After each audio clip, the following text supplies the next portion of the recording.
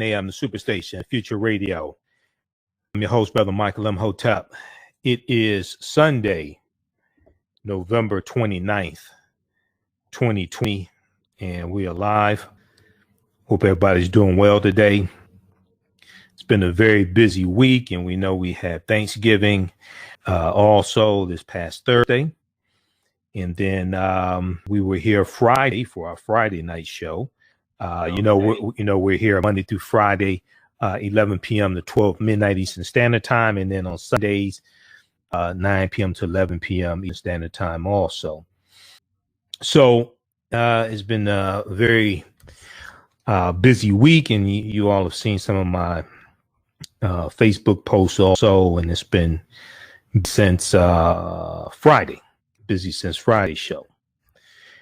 All right, so we're broadcasting on our Facebook fan page, The African History Network, The African History Network, also on our YouTube channel, Michael Imhotep, Imhotep.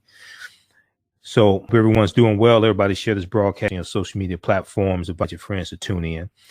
So we're going to talk about the National Day of Mourning. I dealt with this some Friday. Friday, we talked about the real history of Thanksgiving from the Native American perspective, the history of Thanksgiving from the Native American perspective. And that is, you can watch that full broadcast at our Facebook fan page, The African History Network, The African History Network, and our YouTube channel, Michael Imhotep, Imhotep. We're going to rebroadcast that also. So we're going to talk about the National Day of Mourning, which is what many Americans celebrate, and they celebrate it in Plymouth, Massachusetts, at a statue.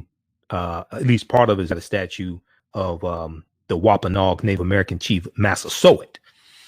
And we know Plymouth, Massachusetts, this is where the people who we call the Pilgrims were in 1621. So we'll deal some with the National Day of Mourning. Then we're going to talk some about what's been taking place with these lawsuits that Donald Trump keeps filing. The attorneys keep filing on his behalf, and it's getting thrown out of court because they lack evidence. Okay. And then there was a recount that took place in Wisconsin. Okay. Now, poor little Donald Trump couldn't afford to pay the $8 million to have all of to have the full recount in the state of Wisconsin. Okay. So they did a recount of 2 counties in Wisconsin, cost $3 million. And Joe Biden actually picked up votes. Okay. So is not going too well for Donald Trump. And we all know Joe Biden won. Joe Biden, he's up about 5.5, 6 million popular votes, 306 electoral college votes. It's a wrap. Okay, it's over. And basically everybody knows this except Trump. All right. So we'll talk about that. We posted an article from the USA Today dealing with the recount in Wisconsin. Then we see the lawsuit in Pennsylvania that was thrown out. The Pennsylvania Supreme Court threw out another lawsuit from Donald Trump, another baseless lawsuit, just ridiculous. Okay. And in Georgia, you have people in Georgia, you have Republicans in Georgia asking, well, why should we keep donating money to these 2 Republicans who are running for the Senate in Georgia? Senator David Perdue in Georgia and Senator Kelly Loeffler, both Republicans. Why should we keep donating money to them? And why should we come out and vote when you keep telling us the election is a fraud? They're saying this to Donald Trump. They're saying this to Republicans who keep saying, oh, the Georgia election was rigged, and the election between Trump and Joe Biden was rigged, and all this. They're like, well, why should we keep donating money if you're telling us it's rigged? Why should we vote in the January 5th runoff election for the Senate if you keep telling us it's rigged? So Trump's baseless election fraud claims in Georgia turned Senate runoffs into a high wire act for Republicans. Washington Post has a big article about this from November 29th. Okay, so we'll talk a little bit about that.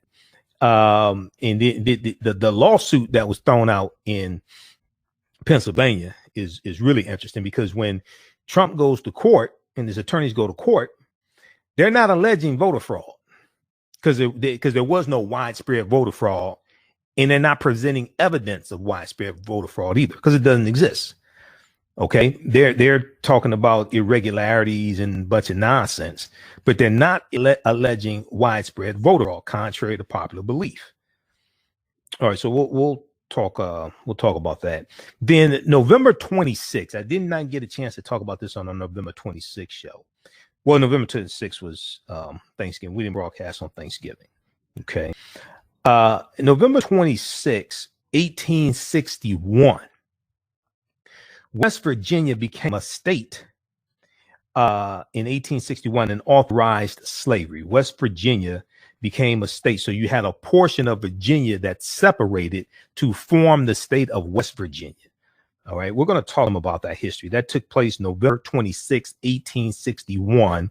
This was during the U.S. Civil War. This is during the U.S. Civil War. Okay, Civil War starts April 12, 1861. So we'll talk about that. And then we know that the day after Thanksgiving is Native American Heritage Month. Native American Heritage Month. There was a good article from USA Today. I think we talked about this a little bit on our Friday show. November offers national platform to talk about indigenous culture and tradition. We also saw that coronavirus, we surpassed 13 million coronavirus cases in the past a couple of days. So this is spreading very quickly. The infection rate is increasing, and people traveling for Thanksgiving and going to other people's houses for Thanksgiving and things like this. This is making things worse. This is causing everything to spread much faster. We saw, there was an article I saw from Huffington Post. Dr. Anthony Fauci was interviewed, and he talked about, he warns of a surge upon a surge as millions travel over the holidays. Dr. Anthony Fauci warns about a surge upon a surge as millions travel over the holidays. Now, just so people who don't understand, just so you understand, winter is not here yet. Winter is not here yet. Winter does not officially come until December 20th, between December 20th and December 22nd. Okay, it's the winter solstice. Okay, it can fall between December 20th, 21st, some cases early in the morning, December 22nd. Winter is not here yet. When winter gets here and Christmas gets here, okay, it's going to be even worse. Because as it gets colder, people retreat indoors more. They're in closer proximity to one another. It allows coronavirus to spread easier, and it's going to allow the flu to spread also. So we and we're going to have to brace ourselves, because this is going to get much worse. We've had, I think now, probably 23 straight days of 100,000 new cases a day or more. And we know that about 21 to 22 days after you see a spike in cases, you see a spike in deaths. So if you've had 23 straight days of 100,000 new cases or more, then you probably going to have about, you're going to have 3-4 weeks of spikes in deaths. These are models that you look at to predict what's coming, to prepare for it. So it's going to be a bad Christmas, I think. But anyway, all right. So we'll talk about that also. We'll give an update briefly on what's going on with coronavirus, and then today is Don Cheadle's 56th birthday. Today is Don Cheadle's 56th birthday. Now, last week and the week before, we talked about Donald Trump not wanting to sign off on the National Defense Authorization Act, because there's a portion of the act that would rename military bases named after Confederate heroes and Confederate soldiers. Okay. And Secretary of Defense Mark Esper, who Trump fired, supports renaming these bases. So we played a clip from the Golden Girls, 1988. Now I realize, I was in 11th grade when that came out, but we played a clip from the Golden Girls, 1988, and it was dealing with a dispute over the Confederate battle flag of Northern Virginia, or what a lot of people call the Confederate flag. And there was a young African-American man who was on that show. His name was Don Cheadle. So we're going to revisit that clip again. I've had a lot of people ask me about that clip. So since this is Don Cheadle's birthday, we're going to revisit that clip also. And it's very informative. I mean, because you go back and you listen to the debate that was taking place in 1988. This is the same debate taking place today, which is an example of how many Americans are ignorant of history. Many Americans are ignorant of history. Okay. And Erica Watson said her birthday's coming up tomorrow. Happy birthday to Erica Watson. Okay. How you doing, Erica? On Facebook. All right. So people, you follow us on our Facebook fan page, The African History Network, The African History Network, and my YouTube channel, Michael Imhotep, IMHOTEP on YouTube. Then also today is the birthday of Chadwick Boseman. And we know Chadwick Boseman passed away a few months ago. He was born in 1976. Okay. So he would have been 46 today. I think we've been 40s today. And yeah. So we'll talk a little bit about Chadwick Boseman. You see, I have my Black Panther shirt on. This one has Chadwick Boseman on it as T'Challa. So I was trying to figure out what should I wear for the show today. And I said, okay, I need to wear my Black Panther T'Challa t-shirt since it's Chadwick Boseman's birthday. Because I got to figure out after putting the show together, then I have to figure out, okay, what the hell am I going to wear for the show? So that's a whole nother process. All right. All right. So if you want me to wear a t-shirt or something like that to promote your business or what have you, email me at customerservice@africanhistorynetwork.com, customerservice@africanhistorynetwork.com. We can look at that. And I have some africanhistorynetwork.com t-shirts. I need to pull those out. Okay. I need to pull them out, press them. There's a whole nother process. A lot of times I just grab stuff that's already pressed, but that's a whole nother conversation. So I need to start wearing my africanhistorynetwork.com t-shirts as well. All right. So we'll discuss that on today's show and maybe squeeze in some other topics also. Now on the African History Network show, we focus on educating, empowering, and inspiring people of African descent throughout the diaspora and around the world, because right now it's corrects wrong behavior. What you do for yourself, what you do to yourself, and what you allow other people to do to you and get away with is based upon what you think about yourself. What you think about yourself is based upon what you have been taught about yourself. What you've been taught about yourself is based upon everything you've read, heard, and seen about yourself. So when you control the radius of a man's thoughts, you can control the circumference of his actions, because the mind can't do or teach what it doesn't know. Now, we deal with a number of different topics here on the African History Network show. We deal with current events, economic empowerment, entrepreneurship, relationships, love, sex, health issues, and much, much more. Speaking of sex, did y'all see the interview I did with Kenya K. Stevens of the Progressive Love Academy? We did sex talk with Kenya K. Stevens, the Diva Deep Dive, exploring the pleasure within. Did y'all see that? Okay, is at The African History Network on Facebook and Michael Imhotep on YouTube. Okay, be sure to check that out. We're gonna rebroadcast it after this show.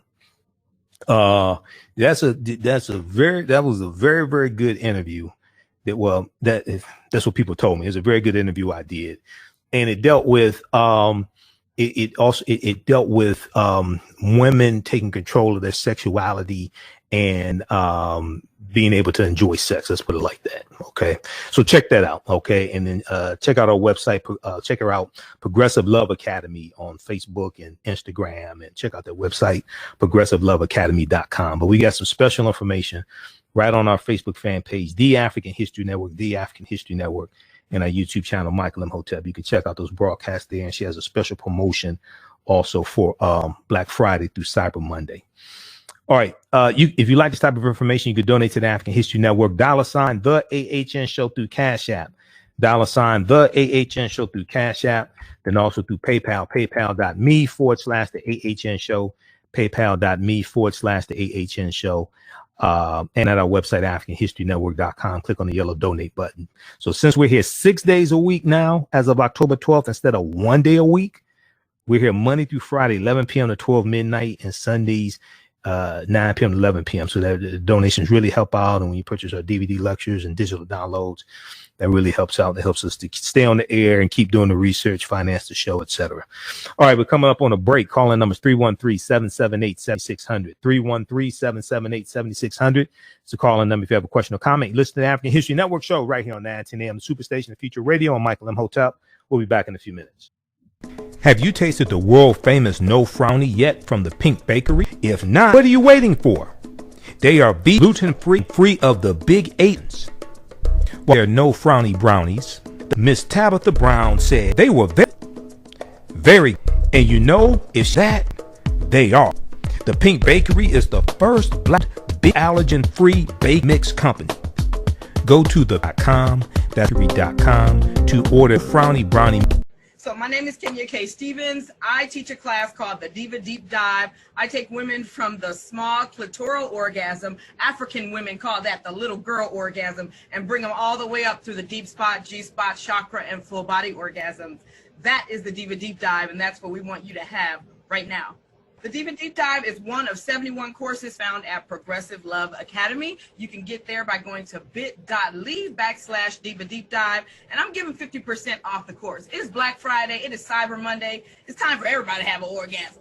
Get an orgasm for, for your holiday season. Come on. So that's it. Diva Deep Dive.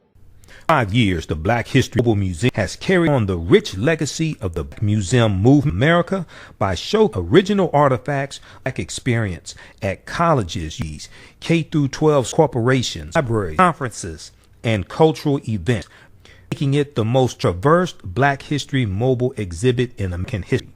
Khalid El Hakim is the founder of the Black History 101 Museum, and he is a highly sought-after public speaker on topics of Black history, social studies, education, museum study, hip-hop, and race relations. Khalid was named a changemaker. BC Universal's erased that and listed as one of the 100 men of distinction for Black enterprise.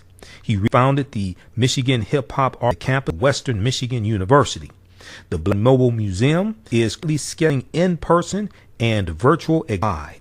For more information, please contact Khalid Al Hakim directly, 645-419-313-64597, or visit their website at blackhistorymuseum.com. That's blackhistorymobilemuseum.com. You can also email him history101@yahoo.com, b3101.com. Melanized Media, independently owned and operated film company. We specialize in culturally enriching Black films and videos at melanizedmedia.com. Join us every Sunday for Melanites, where we screen a socially conscious documentary film or Black historic presentation. That's every evening at 7 p.m. Visit melanizedmedia.com to learn more and to register. That's ELAEYES media.com. Peace.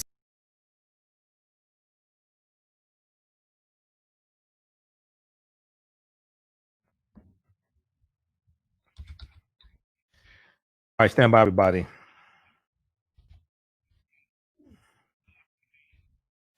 Three 313-778-7600. It's a call-in number if you have a question or comment. How's everybody doing? Here is the... Okay, so we got a few things here. If you want to advertise with the African History Network, email us at customerservice@africanhistorynetwork.com. Customer service at AfricanHistoryNetwork.com. If you want to advertise with the African History Network, we have a special promotion going on for, I think, probably one more day. Buy 1 month, get 1 month free. We can get you up and running for our Monday show, or get you up and running for the next day show. Okay. Email us customer service at AfricanHistoryNetwork.com. Here is the link, and here is the promo code. This is a 12 online video course that Kenya K. Stevens from the Juju Mama, from the Progressive Love Academy, is offering. It's the Diva Deep Dive. This helps women take control of their orgasms She talks about G-spot orgasms, female ejaculation, all that. Okay. And she actually demonstrates how to do it. There's a special promotion she's offering. She added an additional discount after we did the interview. You get 60% off when you use promo code AHN2020. 60% off when you use promo code AHN2020. And you can use this at progressiveloveacademy.com, progressiveloveacademy.com. I just posted the link here. That's a special promo code. She's giving a special discount to the viewers and listeners of the African History Network show, 60% off. Because in the interview, she says 50% off, but she hit me back later. She said, we're going to give a special discount. Welcome back to the African History Network show right here on 910 a.m. the Superstation, the Future Radio. I'm your host, Brother Michael Imhotep. It is Sunday, November 29th, 2020. And we are live. Hope everybody's doing well. Calling numbers 313-778-7600, 313-778-7600 is the call and never question or comment. All right. So, we know Thursday was Thanksgiving, and people celebrate Thanksgiving for various reasons, right? Some of them, they may be very religious. Others, they may celebrate it because they're thankful for the blessings they have and their family, etc. Some people deal with Thanksgiving from a more traditional perspective and based upon the pilgrims and what they think happened at that first, what we've been taught to believe is the first Thanksgiving that took place in November 1621 in Plymouth, Massachusetts. And, others have a more non-traditional Thanksgiving, focus more on family and not what has been taught to us through stories and myth and TV shows, etc. Okay. So Thursday, we ended up doing almost 2 hours dealing with the real history of Thanksgiving, and the National Day of Mourning, and Make America Great Again for who? All right. So that was a whole nother conversation, because I said, okay, so when you talk about Make America Great Again, when you go study the history after these Europeans came, it was pretty much downhill for Native Americans and African people also. So when you talk about Make America Great Again, you what period of time are you talking about going back to? Are you talking about going back to a period of time before Europeans got here? Is this what you're referring to? So very briefly here, when we look at Thanksgiving, we see Thanksgiving is a national holiday in the United States. Thanksgiving takes place on fourth Thursday of each year. Thanksgiving 2020 fell on November 26th in 2020.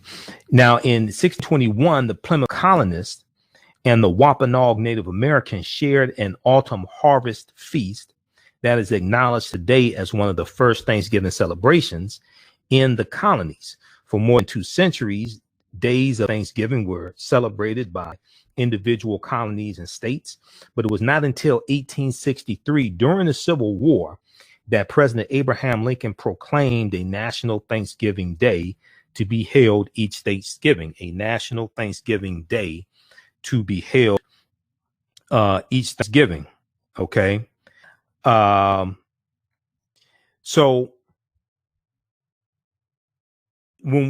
and just for the sake of clarification, the painting that we see depicting that first Thanksgiving in 1621, as I talked about on the Friday show, that's not exactly what happened. The Wampanoag Native Americans heard the colonists shooting off their guns. There was a celebration. The colonists were having a 3-day feast to celebrate that first harvest. And because of a treaty that the Wampanoag Nation signed with the with the settlers, those European settlers that were on the Mayflower, it was basically an agreement to, you watch our back, we'll watch yours. You watch our back, from our those adversaries that we have, the adversaries Native Americans have, and we'll watch your back from those trying to attack you. When they heard guns being fired, Massasoit, the Wampanoag Native American chief, rounded up 90 of his warriors, and they go to the settlers' camp to find out what's going on. And upon there, when they get there, then they find out that it's a feast. They ended up staying to make sure everything was on the up and up, and they were fed. Okay, so it wasn't a planned feast with Native Americans. That famous painting that we see has given a false impression of the first Thanksgiving. Okay, so when we look at the Native American Day of Mourning, or National Day of Mourning, I should say, National Day of Mourning, there were a few articles that I shared dealing with this, and everybody share this broadcast on your social media platforms, and invite your friends to tune in. We're broadcasting on our Facebook fan page, The African History Network, The African History Network on Facebook, and Michael Imhotep on YouTube, and also on 910 AM Superstation's Facebook page as well, 910 AM Superstation WFDF. Two quick articles I want to look at, one from Newsweek.com, and there was another good one from the Boston Globe. 400 years after first Thanksgiving, Native Americans honor Day of Mourning instead. 400 years after Thanksgiving, Native Americans honor Day of Mourning. Okay. And this National Day of Mourning, we post articles about this each year on Thanksgiving Day. Okay, so if you follow us on our page, The African History Network, you may have seen some of these articles. Okay, we'll go to the phone lines in just a minute. So 50 years ago, Native American Wamsutta Frank James, W-A-M, Wamsutta Frank James, was asked to participate in a statewide celebration of the 350th anniversary of the arrival of the Mayflower in Massachusetts. Okay, so this was in 1970. Okay, this took place in 1970, and he was now Wamsutta Frank James was the president of the Federated Eastern Indian League, and he was asked to give a speech in some form thanking the Pilgrims for, quote, bringing civilization to the shores, end quote, bringing civilization to the shores. Okay, so here you have this Native American man, Wamsutta Frank James, who's asked by had to be Europeans, had to be white people who asked him this question, asked him to give a speech on the 350th anniversary of the Mayflower arriving in this land, and they wanted him to thank the Pilgrims for, quote, bringing civilization to the shores, end quote. Now, when you say something like that, thank them for bringing civilization to the shores, you imply that Native Americans did not already have civilization. You imply that the Europeans brought something to Native Americans they did not already have and they needed. So the organizers of this event asked Wamsutta Frank James to submit a copy of his speech beforehand, citing grammar and spelling concerns. Now, Wamsutta Frank James was a school teacher at the time, but he obliged anyway. So he's probably more educated than a lot of these people that asked him to speak. Okay. He was a school teacher at the time, but he submitted his speech ahead of time anyway. So his speech was shut down and deemed inflammatory. I wonder what he said. I need to see if I can get a copy of that original speech. I'm pretty sure he told the truth. So his speech was shut down and deemed inflammatory. So this sequence of events is what would lead to the inception of the National Day of Mourning. The National Day of Mourning. And this is a day for indigenous peoples, or who traditionally called Native American. Now it's more, I guess, politically correct to call them indigenous peoples. Okay. But it's a day, the National Day of Mourning is a day for indigenous peoples from around North and South America to come together and remember their ancestors who were killed at the hands of Europeans who arrived 400 years ago. Now, we also know when we read, for instance, the first Americans were Africans, documented evidence by Dr. David Imhotep. And we've got the book right around here somewhere. The first Americans were Africans, documented evidence. When we read other books and we study history of Native Americans, we know that you're going to have a lot of African people. You're going to have Black Indians, and you're going to have African people who were classified as Native Americans as well. All right. And I need to see where I put my book. I don't know. Okay, I find it during the break. It's around here somewhere in all these piles of books. I just had it Friday night when we did the show. So, all right, I'll find it. But the first Americans were Africans, documented evidence by Dr. David Imhotep. So we know that they're Black Indians and still are Black Indians today. And we also understand that you have many African Americans who have Native American ancestry. I'm one of them on my mother's side. My mother's from Tennessee. So when we talk about National Day of Mourning, that's us too. And we know in August 20th, 1619, the year before the Mayflower set sail from Plymouth, England, because this is where the Mayflower originated from, Plymouth, England. We know August 20th, 1619 in Virginia, that Dutch warship, I'm sorry, it was an English warship. It was an English pirate ship, not Dutch. It was, they said it was Dutch, but it wasn't Dutch. It was actually English. It was an English pirate ship called the White Lion. That they're going to exchange 20 and odd Africans, or as they call it, 20 odd Negroes, for food and water and supplies. And we know that African people had already been in this land for tens of thousands of years before that, going back at least 51,700 years ago. When you read the first Americans were Africans, documented evidence by Dr. David Imhotep, when you read that book. So when we talk about a National Day of Mourning, that includes African Americans as well. Okay. Now I can understand, us being thankful for, the blessings we have, but then also remorseful at the same time. I can understand that as well. Okay. So we have that duality taking place at the same time. Okay. We have that duality taking place at the same time. All right. So this year, on the 50th anniversary of the National Day of Mourning, despite COVID-19 concerns, people actually gathered in Plymouth, Massachusetts, as they have done for the past 50 years, on the day many Americans will celebrate Thanksgiving.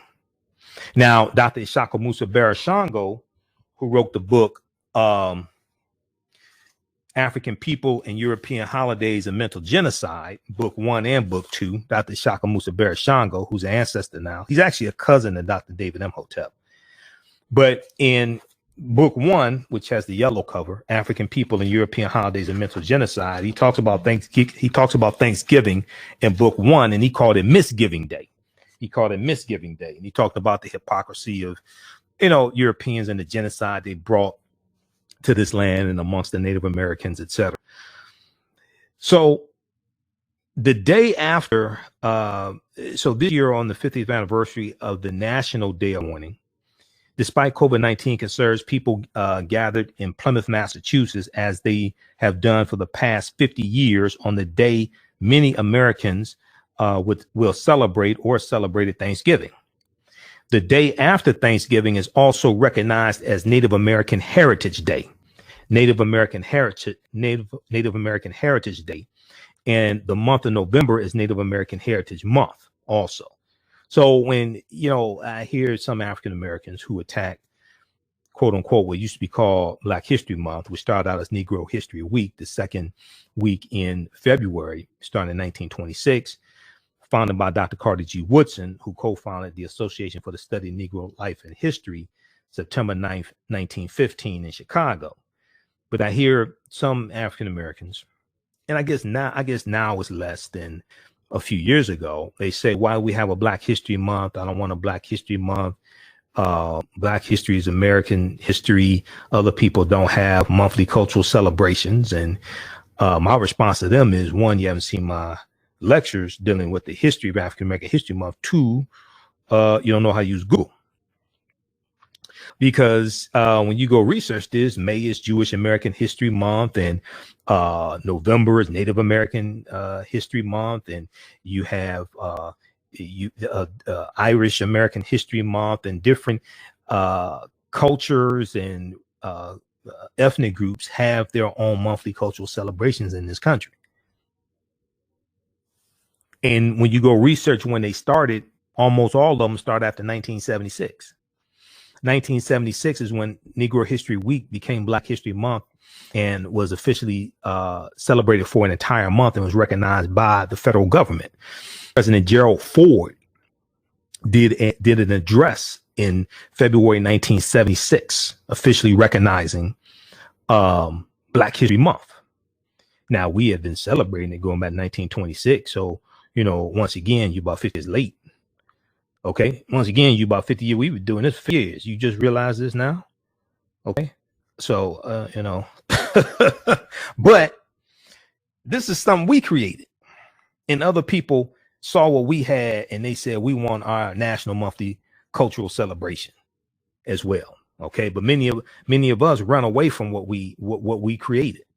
Yeah. You have a Hispanic, you have a National Hispanic History Month and Hispanic Heritage Month and all those, and so you can go research this. I have a chart of them. I do a whole presentation dealing with the origins of African American History Month, and then I show a chart of these different monthly cultural celebrations. Okay, so Keisha James, or maybe it's Kisha because there's no E in it. Maybe it's Kisha James, Kisha. Kisha James told Newsweek magazine, newsweek.com. We're going to the phone lines in just a minute. 313-778-7600, 313-778-7600, your call-in number if you have a question or comment. Kisha James, who is the granddaughter of Wamsutta Frank James, who is the man who founded the National Day of Mourning, she told Newsweek, she said, a lot of people find the National Day of Mourning liberates the land we stand on. A lot of people find the National Day of Mourning liberates the land we stand on. It's really the only day where a lot of people are forced to confront the pilgrim mythology, and confront the ugliness of America and America's past. And it felt like this year, as much as every other year, if not more, that was very important for us. Now, when we talk about the National Day of Mourning, I don't want people to be confused. We're not talking about MORNING. It's not mourning like good morning. It's not mourning like the Gap Band. I've got to get up early in the morning. It's not that type of mourning, even though that's a good song by the Gap Band. We're talking about MOURNING. Mourning, sorrow, sadness. That's what we're talking about. So I don't want people to be confused. They tell me this is a holiday, celebrate the Gap Band. No, they do deserve a holiday, the Gap Band. Okay, but this is not that one. All right. I don't want people to be confused here. Okay, so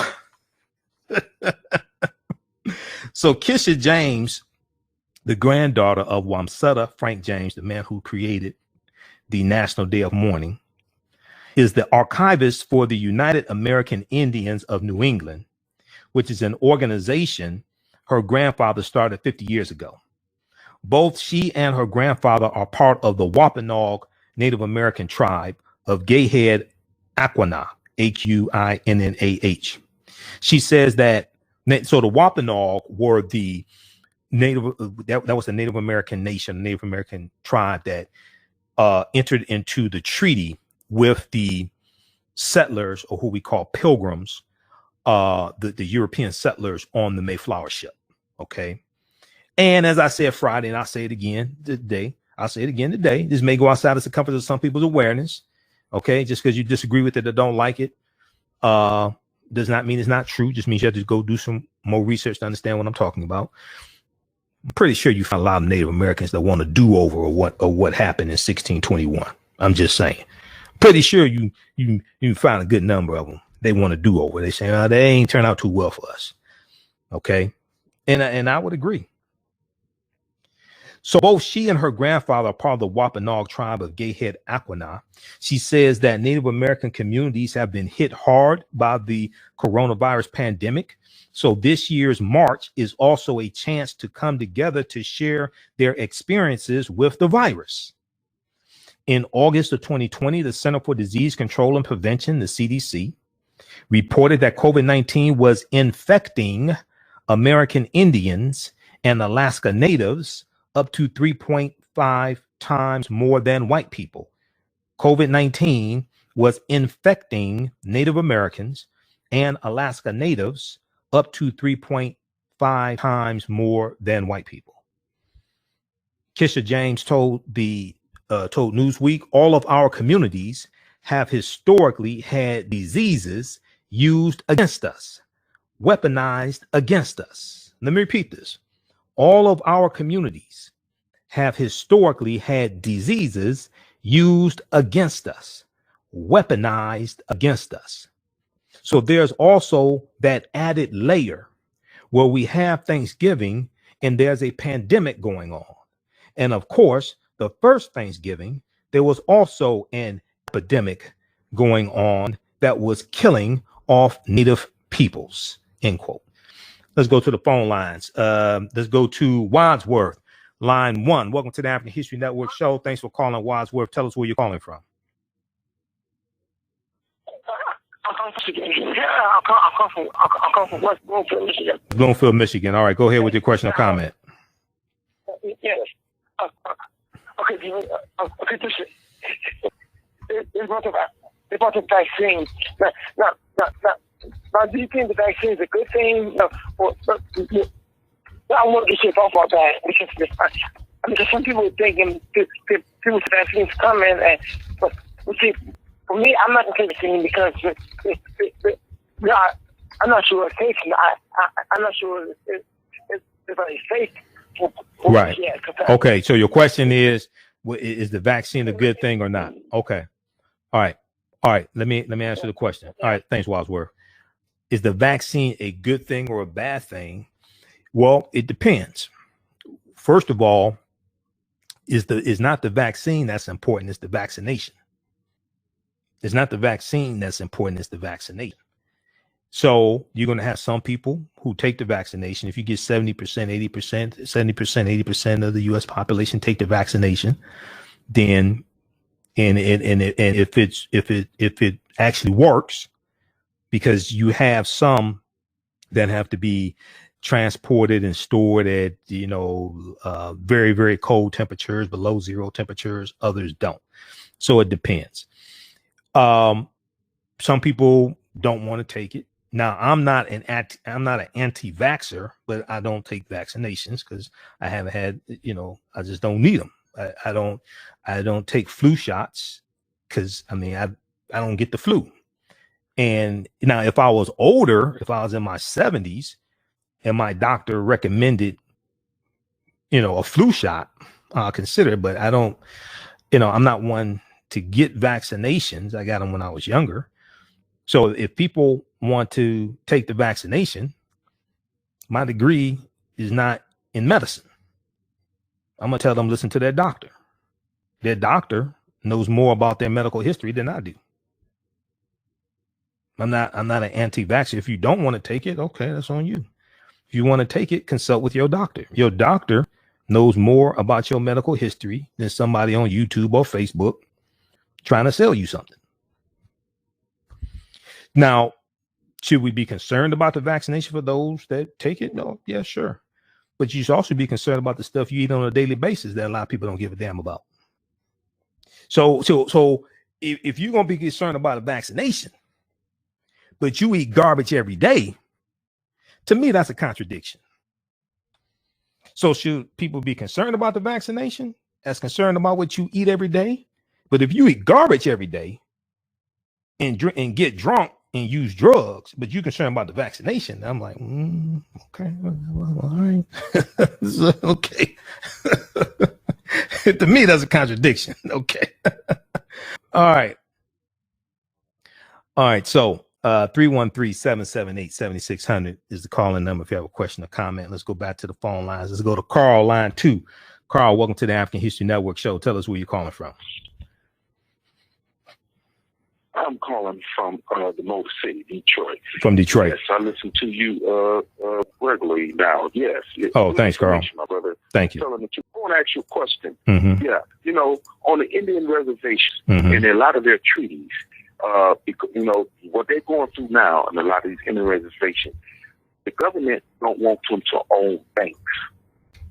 If you really notice that, Indians don't have banks. They not have casinos because where the money and the power lies, and I encourage black folks too, even if they do deal with other institutions, mm-hmm. understand that we do have black-owned banks that are creditable, FDIC insured, and we should have some kind of accounts in them, but I think that is one of the reasons why the Indian reservations are suffering like that. Because, you take away the wealth of the people, like black folks, and you take like Indians, you cut us off a whole lot what the country has to offer. You know what I'm saying? The wealth. Well, a lot of that has to do with that. A lot of that has to do with the land being stolen and over 371 peace treaties violated by the U.S. government. I wouldn't say that necessarily that's because they don't own banks. And I'm looking here at there are some Native American banks. Now they may also have a different type of system, but I'm looking at NativeAmericanToday.com and looking at Native American banks. No, there's a whole another history of theft of land and then violation of treaties, but violation of their treaties, and then they're doing a whole separate issue of even many of them not being properly compensated, things like that. So there's a whole separate issue. Okay, Native American banks and affiliates as a sovereign. Okay, so they have. So what happens is a lot of them, because of the treaty, they can have banks and they don't have to follow the guidelines of the FDIC either. They don't. They don't, because they're sovereign. A lot of those nations are sovereign. They don't have to follow those guidelines of the FDIC. Okay. A lot of people, black folks, the problem that we do have in our communities, we don't take our history seriously. A lot of us don't quite understand it, what we've been through in this country. I'm glad my family understands it. Right. And I try to spread the news in the world. And they don't really understand because, when immigrants come here, people come here, they stick together. We got America like that, even though we built this country. The reason why we have such carnage in our communities, they really don't understand how America works. They don't understand the history. Who is the they you're referring to? My heritage all the way back to slavery. Who is the they that you're referring to? You said who is the they? Who is the they you're referring to? You said they don't understand history. Blah blah. Who is the they you're referring to? I mean, our people, black people. Oh, okay. Well, that's because for that what people don't understand. Well, yeah, the history of what we went through in this country because they don't take it seriously, man. Well, certain things you just wouldn't do. Well, the reason why we don't understand the history is because that history has largely been taken away from us. It's largely a lot of it has been hidden and is not properly taught in school. It's not properly taught in schools across the country.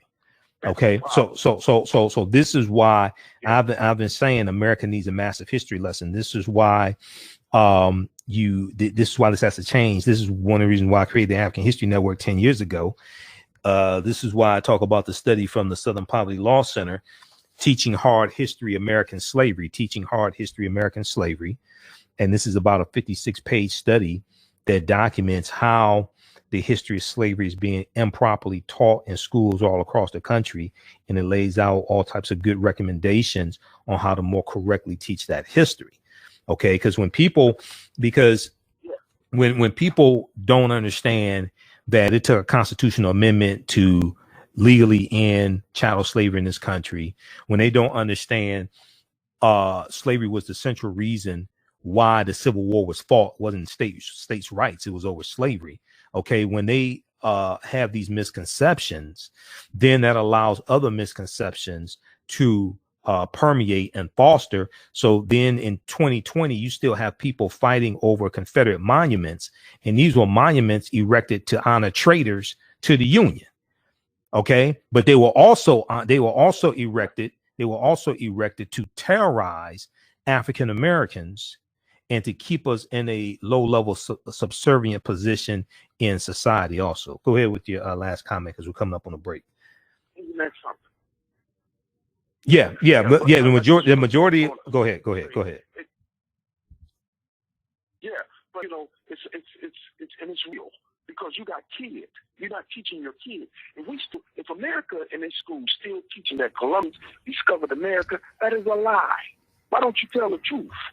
It's very simple. People take the truth more quickly, really, and understand it than they would tell a lie. Right. Okay. Everybody knows that now. So this is still teaching it in elementary. Right. Go ahead, brother. Go ahead. Yeah. So this is okay. Thanks, Carl. So this is why you have to change the textbooks that are being used in schools. And one of the things that the study from the Southern Poverty Law Center did, and Dr. Hassan Kwame Jeffries, who's a nephew to one of my teachers, Dr. Leonard Jeffries, he headed up the advisory board that put together this study. And I actually interviewed him a few months ago when we were talking about the passing of Representative John Lewis. One of the things that this study did also was it reviewed a number of textbooks that are being used in schools across the country. And it critiqued them and showed what was wrong with the textbooks.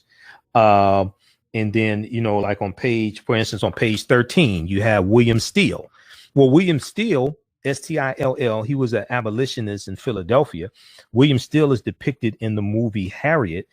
And a lot of what we know about the Underground Railroad is because of William Steele recording it and documenting it. Okay. But a lot of people don't know about William Steele. Okay, he's an abolitionist on the Underground Railroad who was an abolitionist before Harriet Tubman becomes an abolitionist. So people can download this from splcenter.org, splcenter.org, Southern Poverty Law Center. Every classroom across the country should be using this. Every school district should use this. And one of the things they tell teachers don't do in the classroom is don't do slave reenactments, because they talk about how slave reenactments can psychologically harm children. And every now and then, maybe every once a month or something like that, I'll hear a story about a slave lesson gone bad, and they were doing a slave reenactment in class and something happened. All right. But on page 8, now this is a study. I took this to the printer and got it printed up, but you can download this study for free. Those who are doing a lot of homeschooling, you have your children at home and they're at the kitchen table and going to school online, things like this, right? They can, this is something you can incorporate and share this with the teachers, because a lot of teachers don't know about this. But on page 9, okay, what they did was they did a online survey of 1,000 high school seniors, 12th graders all across the country, 1,000 high school seniors. They found high school seniors struggle on even the most basic questions about American enslavement of African people. Only 8% of high school seniors surveyed can identify slavery as a central cause of the Civil War. They thought it was states' rights or something else. Only 8%. So what does that mean? It means they didn't learn it in school correctly. 2, they didn't learn it at home correctly. 2/3 or 68% of high school seniors surveyed don't know that it took a constitutional amendment to formally end slavery. Fewer than 1 in 4 or 22% of high school seniors surveyed can correctly identify how provisions in the U.S. Constitution gave advantages to slaveholders, like Article 1, Section 2, Clause 3 of the U.S. Constitution, called the 3/5 Compromise of 1787. Okay. Or you can talk about Article 4, Section 2 of the U.S. Constitution that laid the foundation for the fugitive slave laws of 1793, and there's one after 1793 around 1850. Those fugitive slave laws. That foundation is in the U.S. Constitution. That's Article 4, Section 2.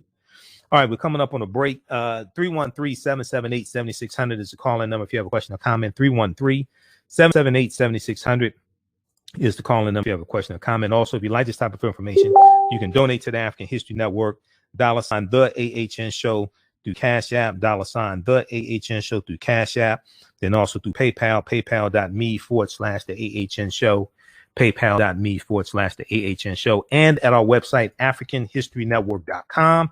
AfricanHistoryNetwork.com. Click on the yellow donate button, but you can also order our DVD lectures there, digital downloads, and we have a recommended reading list of about 70 books at our website, AfricanHistoryNetwork.com. You listen to the African History Network show, 9-10 a.m. Superstation of Future Radio. I'm Michael Imhotep. We'll be back in a few minutes. Are you ready for a new black economy? Well, the role of economics in the development of civilization is a brand documentary that will set on a new of knowledge and enlightenment. The Hop gives viewers a snapshot of our economic history from the dawn of civilization right till today. The underlying theme of the film is the interrelation between the three components of economics, politics, and culture. He brings together the brightest, most prolific minds in the psychology, history, business, and Dr. Leonard J. Professor James Small, Dr. Julian Malveaux, Dr. Zahi Hawass, and Jabbar Sazi, and more. Together, they deliver a bit of economics, financial, and a prime that we can all be inspired by. The on sale now is streaming on all formats or DVDs. Visit hopfilm.com. Use offer code HOPHN for a 10% discount. Al-Qibalan's lifestyle is servitude. They focus on providing you quality products and customers. They're here to fulfill your African men's and women's clothing, health and essential oil, fragrances, their products, and much, much more. Check out their clothing and products for African kings and visit their website, alqibalan.com, ALKBUAN, alqibalan.com. They look for you. So my name is Kenya K. Stevens. I teach a class called the Diva Deep Dive. I take women from the small clitoral orgasm, African women call that the little girl orgasm, and bring them all the way up through the deep spot, G-spot, chakra, and full body orgasms. That is the Diva Deep Dive, and that's what we want you to have right now.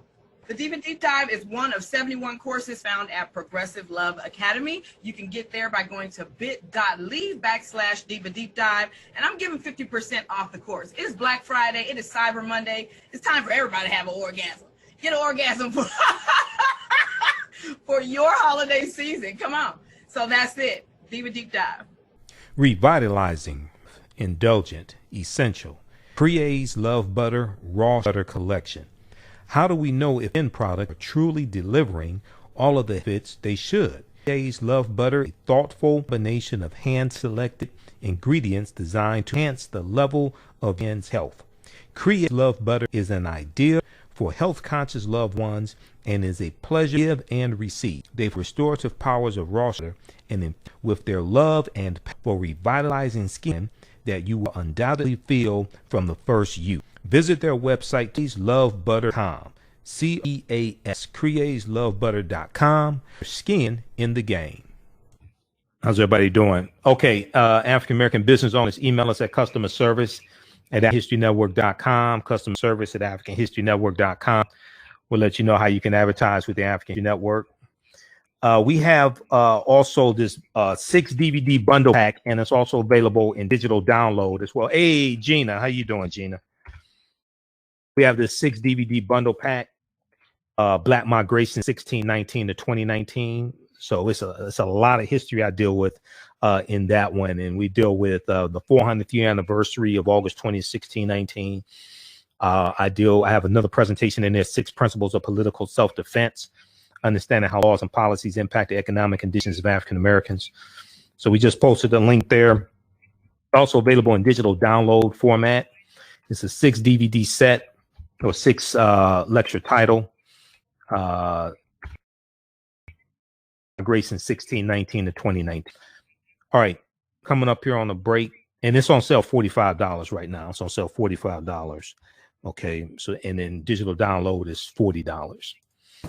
Okay, everybody, coming up at 11 o'clock tonight, we're going to re-air Sex Talk with Kenya K. Stevens and Michael Imhotep.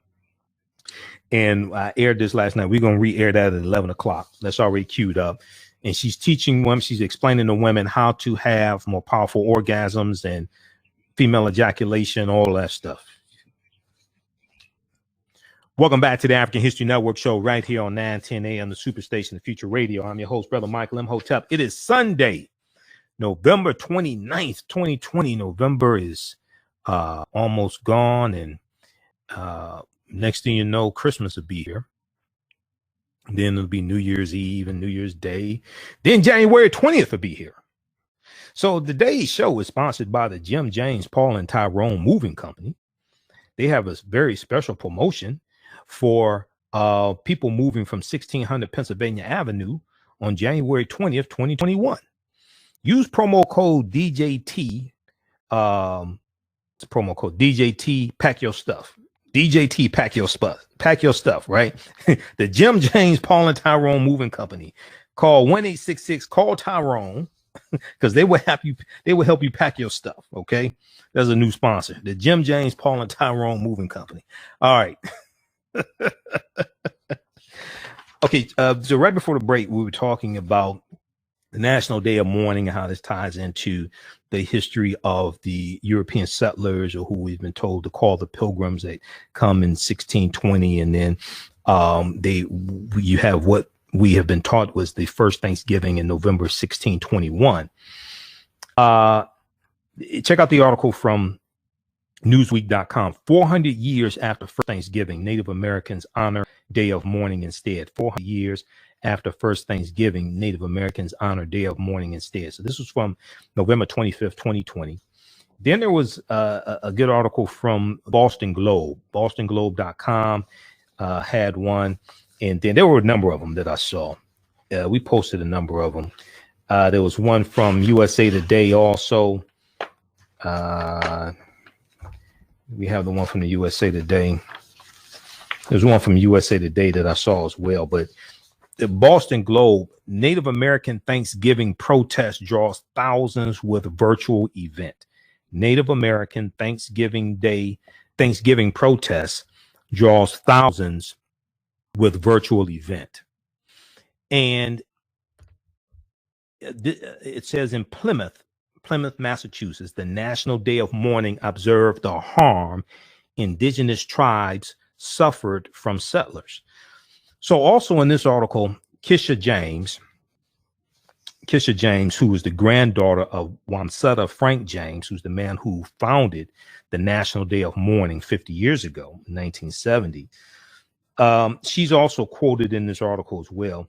And the article says, for the first time in half a century, thousands of people joined together for the National Day of Mourning, both in person and virtually, Thursday afternoon, November 26, 2020, underscoring the impact the pandemic has had on another long-standing tradition.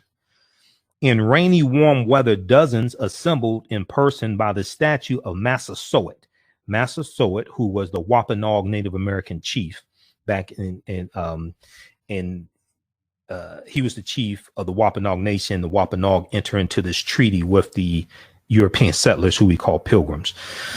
By the statue of Massasoit on Coles, COLE', Coles Hill in Plymouth, at noon to reflect on the origins of Thanksgiving. A live stream of the event hosted by the United American Indians of New England was set up for people to participate from home. Kisha James, who is the United American Indians of New England youth coordinator, who is Aquana Wampanoag and Lakota, said the National Day of Mourning is a time to reflect on the injustices Native Americans have faced. The injustices Native Americans have faced since settlers arrived in America. She said, quote, "We have our own story to tell in our own way. We want to educate people so that they understand the stories we all learned in school about the first Thanksgiving are nothing but lies. We want to educate people so that they understand the stories we all learned in school about the first Thanksgiving are nothing but lies," end quote. Now, I'm not sure if that includes a Charlie Brown's Thanksgiving. I don't know, but okay. Now at its peak, nearly 1,600 people were tuned in to the live stream. Hundreds of Native Americans have gathered annually for the Thanksgiving Day protest since its founding in 1970. To Native Americans or indigenous people, the holiday is a reminder of millions of ancestors who died at the hands of European colonists over the past 4 centuries, organizers of the National Day of Mourning said. So they weren't there. There wasn't no celebration. They were not there celebrating the Europeans making it through their first winter. Some Wampanoag ancestors did welcome pilgrims with open arms, Kisha James said. And what did we get in return? Genocide, the theft of our lands, slavery, and never-ending oppression. Because as I said on the Friday night broadcast, and go back and watch that, we're gonna re-air that also, because that was like 2 hours. We got deep into this history. There were Native Americans who were enslaved also. Not a majority of people who are going to be enslaved in this country are going to be African people, but there were Native Americans who were enslaved, especially early on. And there are going to be Native Americans who were captured here in this land, in those colonies, where the colonies are being set up, Virginia, things like this. They're going to be captured here, those English colonies, taken back to England also. You're going to have that happen. You're going to have the Spanish in 1526 bringing Africans into the territory we today call South Carolina and Georgia. That's 93 years before Jamestown, Virginia, 1619. So this is why, when we had this 400th year anniversary of August 20, 1619, we talked about that history here.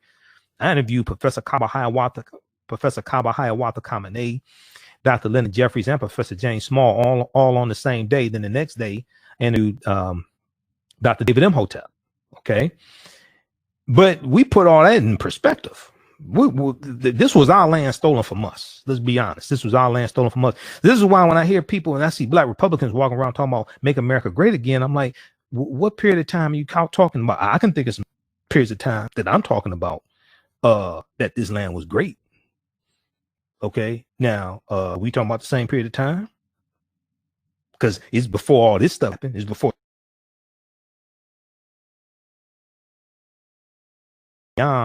It's before 1513. Spanish conquistador came into Florida, even though he came in with an African named Juan Garrido. Okay, Juan Garrido, Juan Garrido was with the Spanish conquistadors. He was with the conquerors. He was born in West Africa in 1480. He's probably the first person we know of African descent by name in this land. Dr. Henry Louis Gates Jr. talks about him in his books like African Americans, Many Rivers to Cross.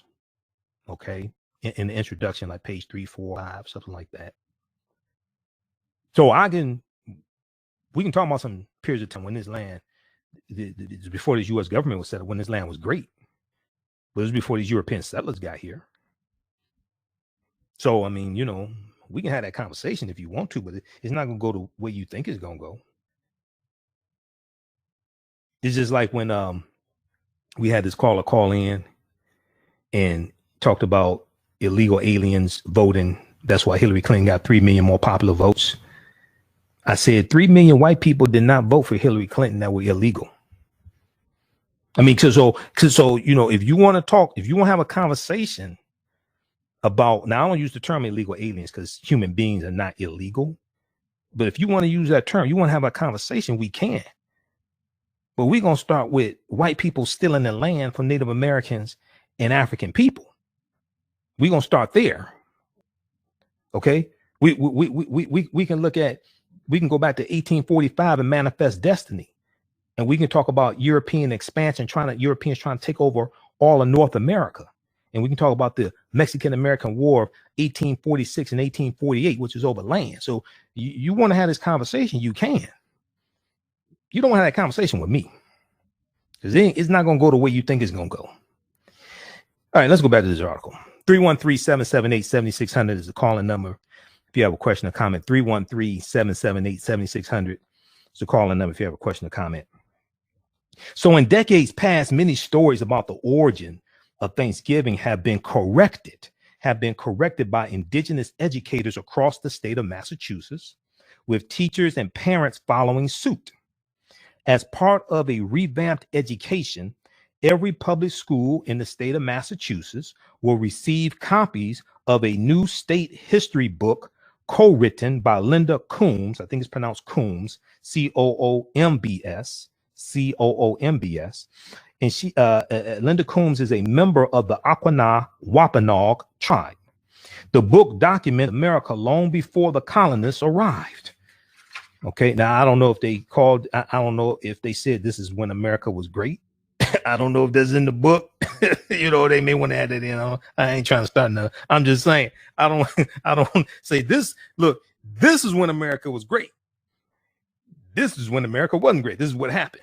This period of time over here, this is when America was great. So I don't know. Now, at the protest Thursday, organizers focused on the inequalities Native Americans still face in the United States. For example, the Mashpee Wampanoag tribe lost its effort to establish a sovereign reservation in Taunton, Tauton, Taunton, to build a casino after a federal judge ruled 4 years earlier that the U.S. government did not have the authority to confer the designation. After the U.S. government, after a federal judge ruled 4 years earlier that the U.S. government did not have the authority to confer the designation. Now, Kisha James, who is the granddaughter of Wamsutta Frank James, who's the man who created or founded the National Day of Mourning back in 1970, she said, quote, 400 years after the arrival of the Mayflower, indigenous people are still denied the respect and lands that are theirs by right. Change is long past due. Change is long past due. Now, as Sam Cooke said, a change is going to come. A change is going to come. And as we see, you know, right now, and Donald Trump is going to be evicted from the White House. And as we see that his lies about voter fraud and things like this are coming back on them in Georgia, because you got Republicans in Georgia asking, well, wait a second. If the election was rigged and the election is rigged, why should we keep donating to Republicans?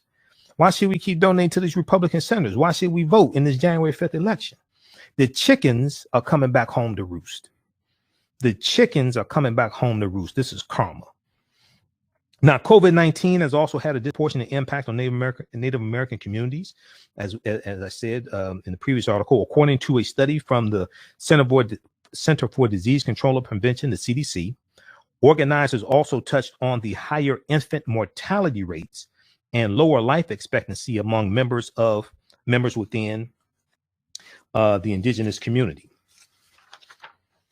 During her speech, Matawan Monroe, Mahtowin, Matawan Monroe, co-leader of the United American Indians of New England, criticized state officials for not voting to redesign the state flag. She criticized state officials for not voting to redesign the state flag. The state flag of Massachusetts depicts an arm holding a sword over the head of a Native American. She criticized state officials of Massachusetts for not voting to redesign the state flag, which depicts an arm holding a sword over the head of a Native American. And she criticized officials also for not banning the use of Native American mascots and not changing the name of Faneuil Hall, Faneuil, which is named after Peter Faneuil, who was a merchant and slave trader.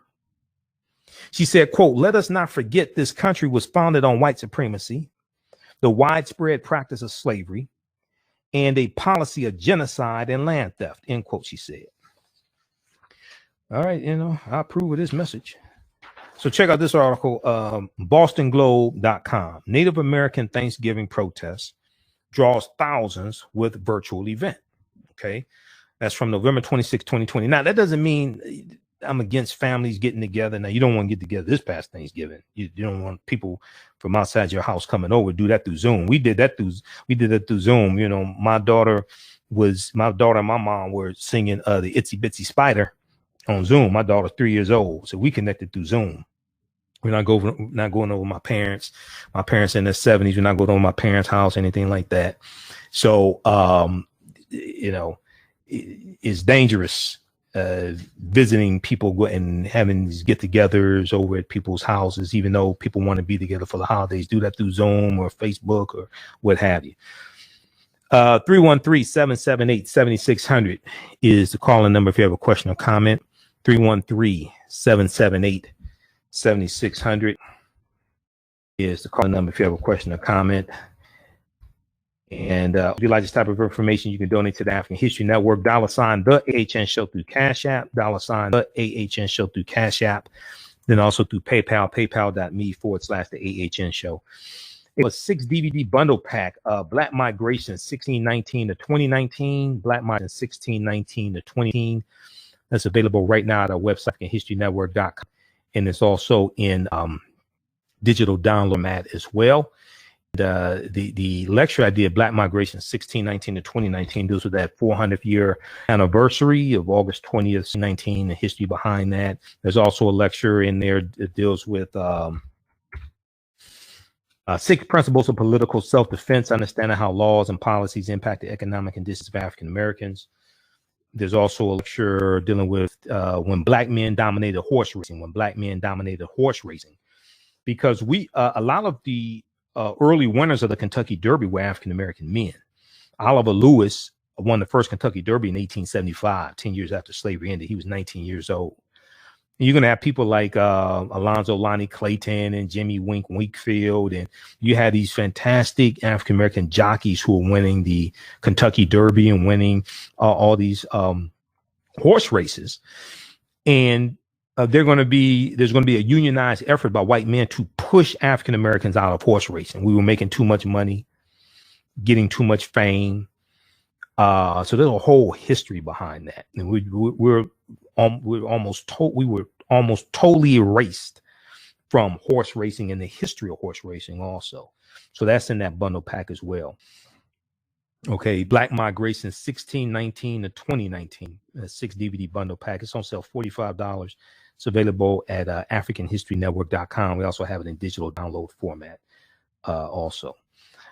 All right, there was an article from CNN that I saw. We posted this on our fan page, The African History Network. Indigenous people across the U.S. want their land back, and the movement is gaining momentum. Indigenous people across the U.S. want their land back, and the movement is gaining momentum. Okay, we're coming up on a break. How much time we got before the break? Let me see. Okay, I think we're coming up on a break. How much time before the break, Jalen? Yeah, 1 minute. 1 minute. Okay. So around this time every year, Americans come together to share a feast commemorating a myth about its first inhabitants. Now, this is an article by Harmeet Kaur, Kaur. An indigenous tribe did eat with the Pilgrims in 1621 and signed a treaty with the colonists that had settled on their shores, an act of survival rather than one of goodwill and friendship. But the relationship would eventually break down, decimating the tribe's population and whittling away its land. Nearly 400 years later, the descendants of the very tribe at the heart of the Thanksgiving holiday are still fighting to reclaim their lands. The Wampanoag are still fighting to reclaim their lands, a fight that ironically hinges on whether or not the tribe meets the federal government's definition of Indian. Okay, on whether or not the tribe meets the federal government's definition of Indian. Quote, we're kind of stereotyped as the tribes that met the Pilgrims, and that's our whole story. Like we ceased to exist. Okay, we'll continue this on the other side of the break. Listen to the African History Network show right here on 910 AM Superstation Future Radio. I'm Michael Imhotep. We'll be back in a few minutes.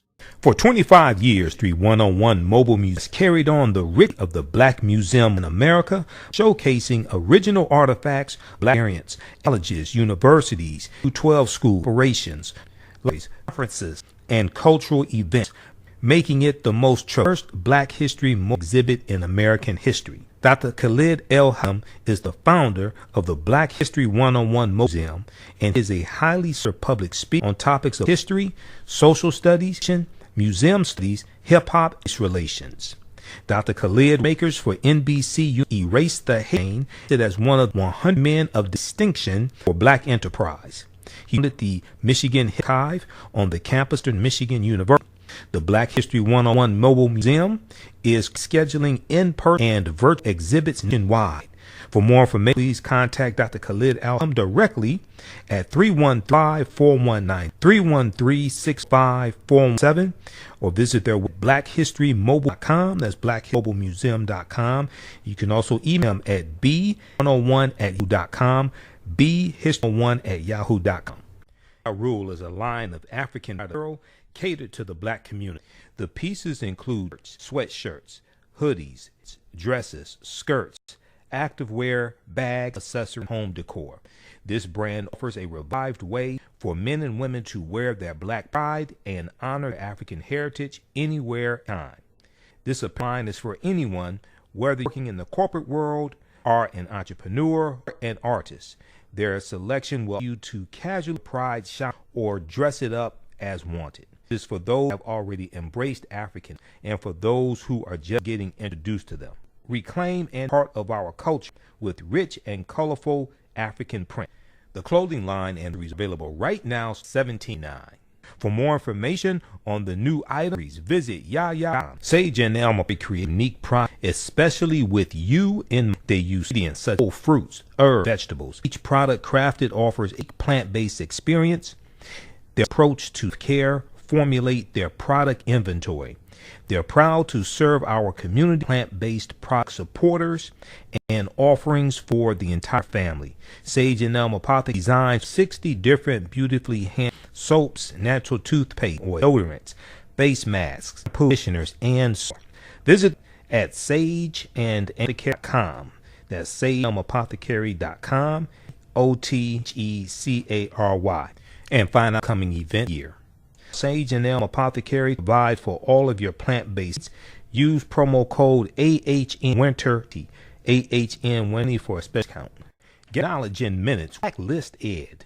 Blacklist Ed is an app that provides and summaries of books pertaining to the Black experience. Black people, we know reading to discover our incredible contributions to world history, uplift our esteem, and to empower ourselves for our relentless fights. Unfortunately, busy lives, it feels like never enough time. Fortunately, with Blacklist Ed, their app provides key insights from best-selling books about the Black experience. Time increasing your empowering yourself through inspirational and actionable ideas. You can read or listen on the go. Start your free trial today by going to blacklisted.com.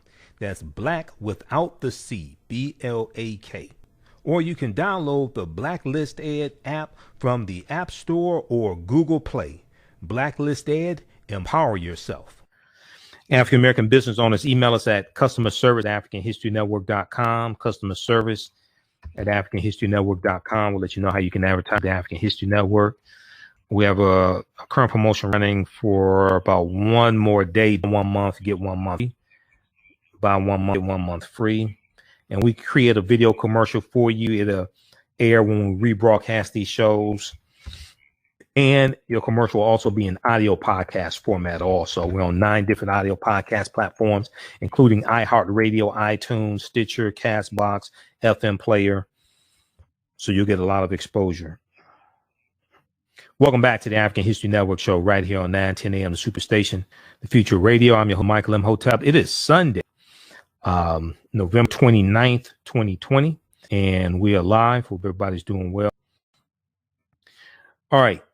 So right before the break, we were talking about the National Day of Mourning that Indigenous people celebrate, and some African Americans celebrate it also. I'm one of them. But I was talking about this article from CNN.com. Indigenous people across the U.S. want their land back, and the movement is gaining momentum. So the article goes on to say their claims to the land are in limbo. Their claims to the land are in limbo. It's talking about the Wampanoag Nation of the Native Americans. Quote, the origin of being indigenous is located and ties to the land. Randall Aki, AKE, an associate professor of public policy and American Indian studies at the University of California, Los Angeles. So the demand is simple. Give us the land back. Give us the land back. Their claims are rooted in the U.S. government's dark history of removing indigenous people from their lands, whether through forced seizure or through treaties that promised them other lands or services. Okay, whether through forced treaties or through their claims are rooted in the U.S. government's dark history of removing indigenous people from their lands, whether through forced seizure or through treaties that promised them other lands or services.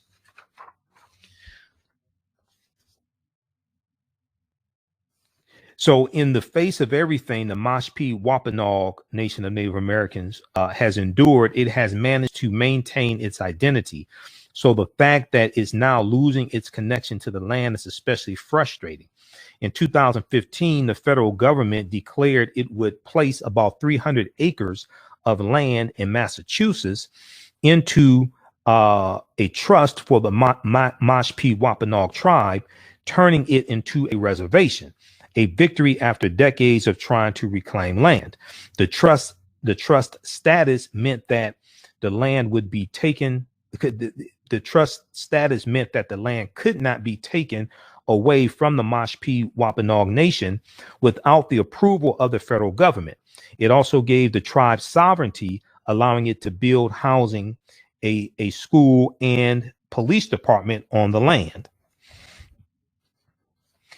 Okay, check out the rest of this article here. I printed up, it's like 11 pages, but it's a lot of gaps in here. It's a lot of white space in the article, but it's a really good article from CNN.com. This is like the other side of Thanksgiving that they don't want to talk about. Indigenous people across the U.S. want their land back, and the movement is gaining momentum. And when we deal with the Dawes Allotment Act of 1887, that was 138 million acres of land that was supposed to be redistributed to Native Americans and Black Indians, and 2/3 of that land with the white people. 2/3 of that land with the white people. Okay, so this is another land grab, just like the Homestead Act of 1862. That was almost 250 million acres of land. Almost all that went to white people. The Homestead Act, then the Southern Homestead Act, 1866, has another 45 or 50 million acres of land. All right. So check those out. All right. So today is Don Cheadle's birthday. We're going to go to that clip from the Golden Girls here in just a second, Jalen. So actor Don Cheadle, we have seen him in the Avengers movies, and we saw him in Hamburger Hill in 1987, and the movie Colors as well, 1988, and Rosewood in 1997, and Boogie Nights in 1997 as well. Out of Sight, Traffic, the Ocean's 11 trilogy, those Ocean's trilogies. Well, he turns 56 today. He was born November 29th, 1964. He's an actor, author, director, producer, and writer. Don Cheadle was nominated for an Academy Award for Best Actor for his lead role as Rwandan hotel manager Paul Rusesabagina. I'm not exactly sure how to pronounce that. In Hotel Rwanda, that historical movie about genocide in Rwanda, came out in 2004, Hotel Rwanda. From 2012 to 2016, he starred as Marty Kaan, Kaan, on the Showtime comedy series House of Lies. He won a Golden Globe Award in 2013 for the role on House of Lies. Since 2019, Don Cheadle has starred as Maurice Monroe in the Showtime series Black Monday, a role which earned him a Primetime Emmy Award nomination in 2019. Don Cheadle extended his global recognition with his role as the superhero War Machine in the Marvel Cinematic Universe replacing Terrence Howard. He appeared as War Machine in Iron Man 2 in 2010, Iron Man 3 in 2013, Avengers Age of Ultron 2015, Captain America Civil War 2016. Captain America Civil War introduced Chadwick Boseman as T'Challa, the Black Panther, from the fictitious African nation of Wakanda. So Wakanda forever also. We'll talk about Chadwick Boseman here in just a minute. And then Avengers Infinity War in 2018, Captain Marvel 2019, and Avengers Endgame 2019. Man, you can, I mean, you get in one of those Avengers movies, you got a recurring role, man, you're set. You got Marvel movies, 1, 2, 3, 4, 5, 6, 7. 7 Marvel movies he's in. Wow. Okay, 7 Marvel movies he's in. Okay. So in 1988, there was an episode of The Golden Girls where Blanche Devereaux, you know, she's a Southern belle. She comes from the South. Her ancestors were slave owners.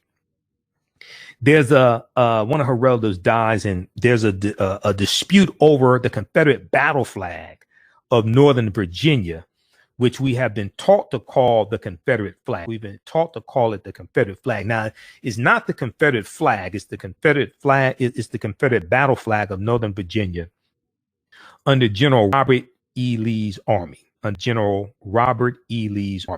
Okay. There were 3 flags that flew the Confederate States of America from 1861 to 1865. 3 flags flew over the Confederate States of America from 1861 to 1865. That flag that we call the Confederate flag, that most people think is the Confederate flag, that flag never flew over the Confederate States of America. That's not actually the Confederate flag. The flag that's on the Dukes of Hazzard car, named the General Lee, which was named after General Robert E. Lee, a white supremacist slave owner who committed treason based upon Article 3, Section 3 of the U.S. Constitution and took up arms against the Union. The car on the General Lee is named after a slave owner, General Robert E. Lee, a traitor to the Union. That flag that's on the General Lee car is not the Confederate flag. Okay, but nonetheless, it still caused a lot of problems. And you have people arguing over it today. And people arguing over Confederate monuments and Confederate statues, things like this. Okay. So this scene opens up where Don Cheadle's character is confronting Blanche Devereaux about her displaying this Confederate battle flag. Let's go to this clip.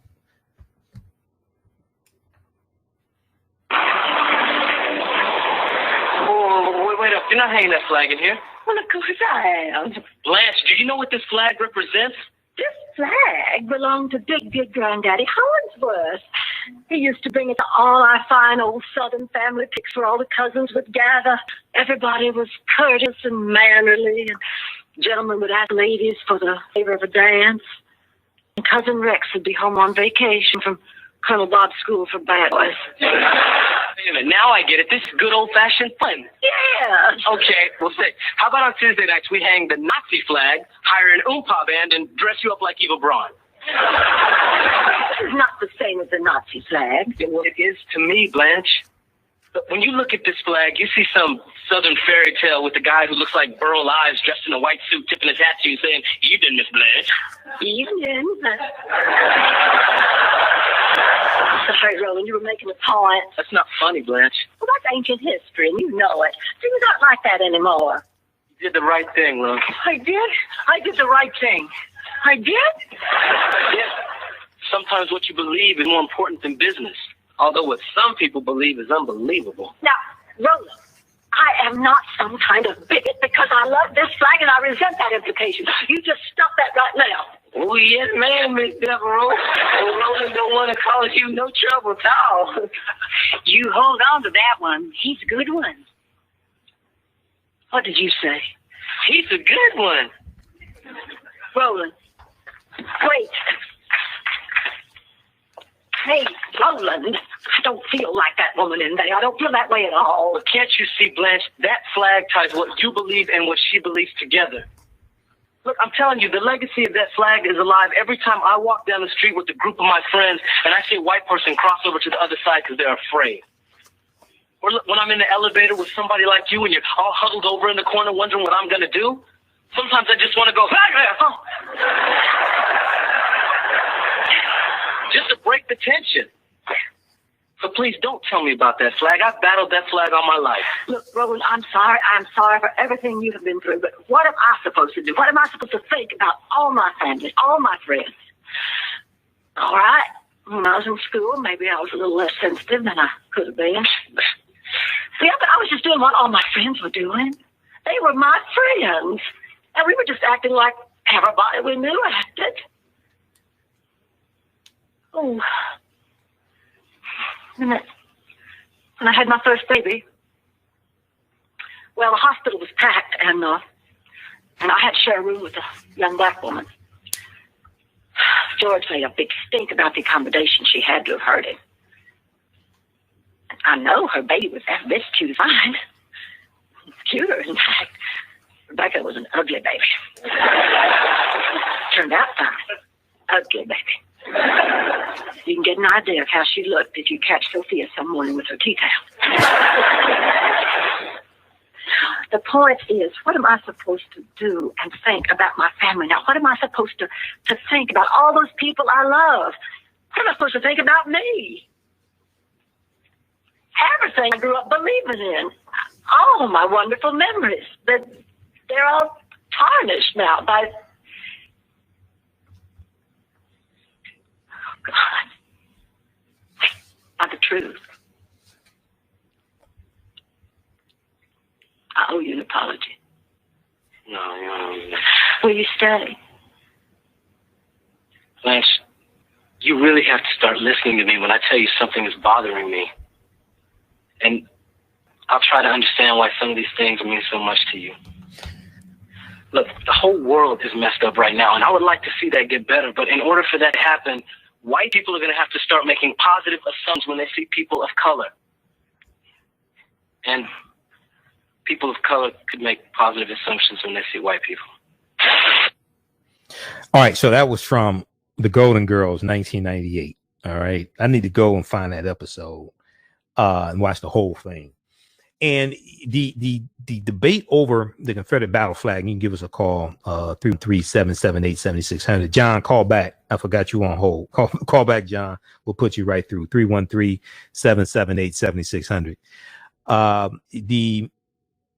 The whole debate over the Confederate battle flag and how it's tied to people's memories, how it's tied to their family and their families and their grandfathers, great-grandfathers, great-grandmothers, things like this, right? It's really deep, and you're dealing with, we talked about this before, the lost cause, this whole myth of the lost cause, and that the real fight was the myth that the real fight was over states' rights, and the federal government was infringing upon the rights of these southern states, so they're going to secede from the Union and stand up for their rights, etc. And there was a whole effort to miseducate people.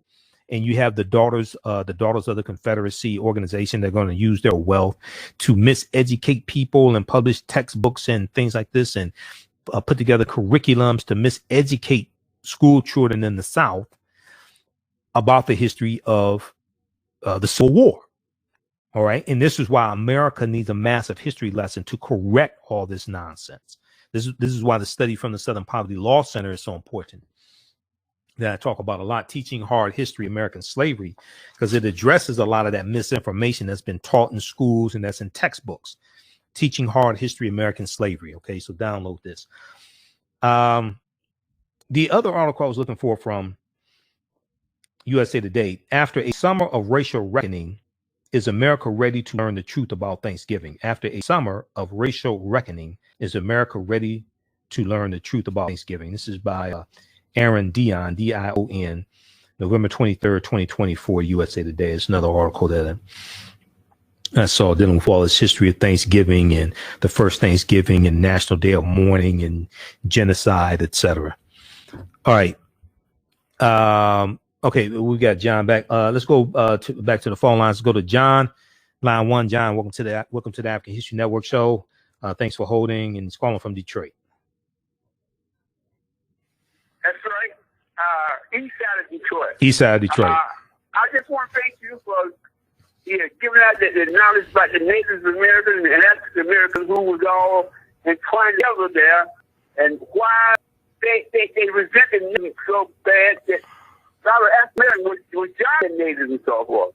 And they never, when they signed treaties, they never committed to their treaties they signed. Every treaty they broke, when they signed with the Natives, and also the Natives was beating them, and every war they participated in, how they overcome the Natives, they starved them. They starved them out. They starved them.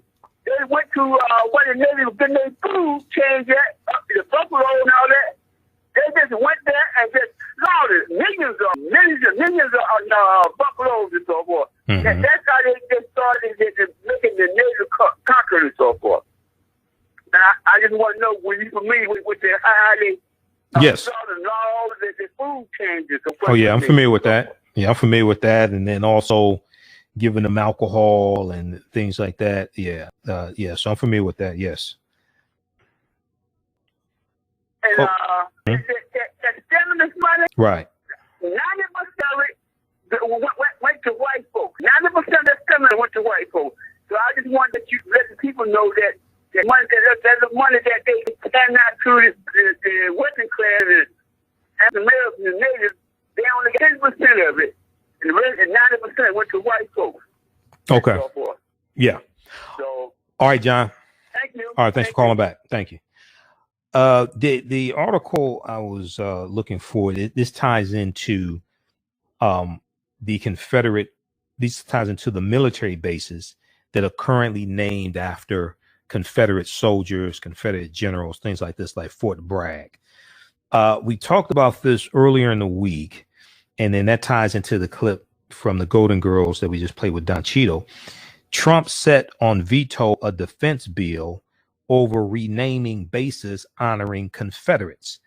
This is from NBCnews.com. Trump set on veto of defense bill over renaming bases honoring Confederates. The president has told lawmakers he won't back down from a campaign threat to scuttle defense spending bill over proposed changes. So this deals with the National Defense Authorization Act, which is the bill that funds the military. Donald Trump is threatening to veto legislation to fund the military as one of his final acts in office unless a widely supported bipartisan, that means Democrats and Republicans, bipartisan provision to rename military bases honoring Confederate military leaders is removed, according to White House, defense, and congressional sources. So you have Democrats and Republicans who agree these military bases need to be renamed, that are named after Confederate military leaders, because they were traitors to the Union, and they actually killed people who belong to the same military that Donald Trump is supposed to be in command of. Donald Trump does not want military bases renamed after traitors who killed members of the U.S. Army, Navy, Marines. They didn't have Air Force back then, I don't think, in the Civil War. But maybe they did have planes in the American Revolutionary War. I'm not sure. But but think about this. These were traitors to the Union, the Confederate soldiers who killed members of the military that Trump is supposed to command. Since the November 3rd, 2020 election, Donald Trump has privately told Republican lawmakers that he won't back down from his position during the campaign, that he would veto the annual National Defense Authorization Act if it includes an amendment to rename these military bases. A senior administration official confirmed Trump's conversations with Republicans and his veto threat. Quote, he's said that, the official said. Trump's stance has put in doubt legislation that have been agreed to by Republicans and Democrats in the House of Representatives and the U.S. Senate. It has sent members of Trump's party scrambling to find a path for the defense bill, which outlines military policy and funding, and put them on a collision course with Democrats. While some Republicans are now shifting their positions to align with Trump, Democrats are refusing to budge on the agreed to amendment threatening passage of the legislation. And you wonder why majority of African Americans don't vote for Republicans. Stuff like this, and you trying to disenfranchise our votes and try to throw out our votes because we ain't vote for Trump. Stuff like that. Read this article here. Trump set on veto of defense bill over renaming bases honoring Confederates. This is from November 23rd, 2020 from NBC.com. Okay. All right. So check out this article here and let's go quickly. Okay. So November 29th is also the birth date of Chadwick Boseman, born November 29th, 1976. And this comes courtesy of Soul TV. Both the information on Don Cheadle and Chadwick Boseman comes from Soul TV. So we posted about this on our Facebook fan page, The African History Network. And he passed away August 28th. 2020, tragically. So after studying directing at Howard University, Chadwick Boseman landed his first major role as a series regular on Persons Unknown in 2010. Boseman's breakthrough performance came as baseball player Jackie Robinson in the biographical film entitled 42 in 2013. He continued to portray historical figures such as James Brown in Get On Up. He did an excellent job as James Brown, an excellent job as Jackie Robinson, but he also portrayed Thurgood Marshall in the movie Marshall, which was about a case Thurgood Marshall handled before Brown versus Board of Education. Okay. So, you know, he was a brilliant actor, director. He kept his illness secret, the cancer he was suffering from. So it's his birthday as well. And he's most well known. He may be most well known after the movie came out in 2018 as King T'Challa of the fictitious African nation of Wakanda. And also King T'Challa is the Black Panther. All right. So that is a role he's going to probably be known for a long time. There's probably his most well-known role as Black Panther. Black Panther went all around the world, did $1.3 billion at the box office. So he passed away August 28th. 2020 of colon cancer. Okay. And there was a article from the Associated Press dealing with this Black Panther star. Chadwick Boseman dies of cancer at 43. You can check out that article as well. So today's the birthday of both Chadwick Boseman and Don Cheadle. All right. I talked about this at the beginning of the show. There's an article from USA Today. We posted about this dealing with Donald Trump's recount in Wisconsin. Didn't go too well for him. It was a waste of money.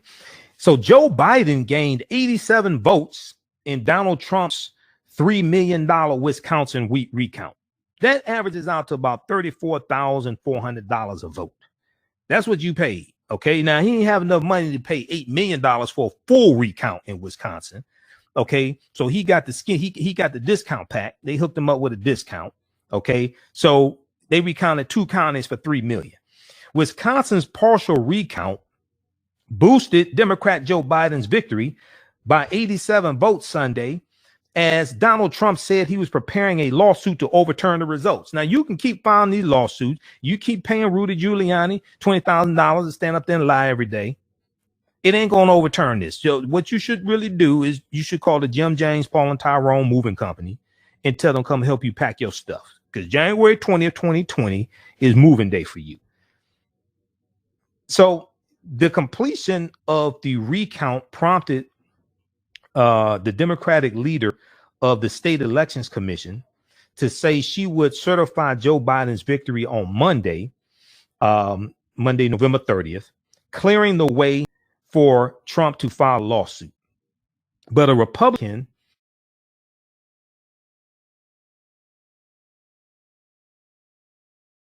woman, Ann Jacobs,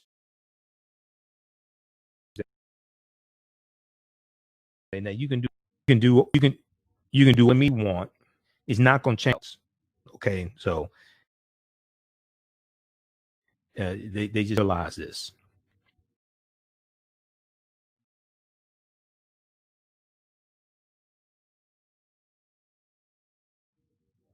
All right, stand by watching on Facebook. All right, so you can do all the recounting you want. Is not going to change the results. Now, Dane County wrapped up its retallying of the Dane County came, and that came 2 days after Milwaukee County finished this recount. Okay, Joe Biden net 132 votes in Milwaukee County, and Trump net 45 votes in Dane County. Together, that increased Joe Biden's statewide margin to 20,695 votes out of about 3 million cast. Trump's campaign paid $3 million to cover the cost of the recounts in Wisconsin's 2 most Democratic counties, so he could pursue a long shot lawsuit to claim the state's 10 electoral college votes. We know the electoral college votes December 14th. They're going to vote for Joe Biden. It's a wrap. So he needs to go ahead and pack his stuff. You can stop paying off all these frivolous lawsuits. By MSNBC's count, we posted it today on our Facebook pages. There have been 41 lawsuits. Let me pull this up here.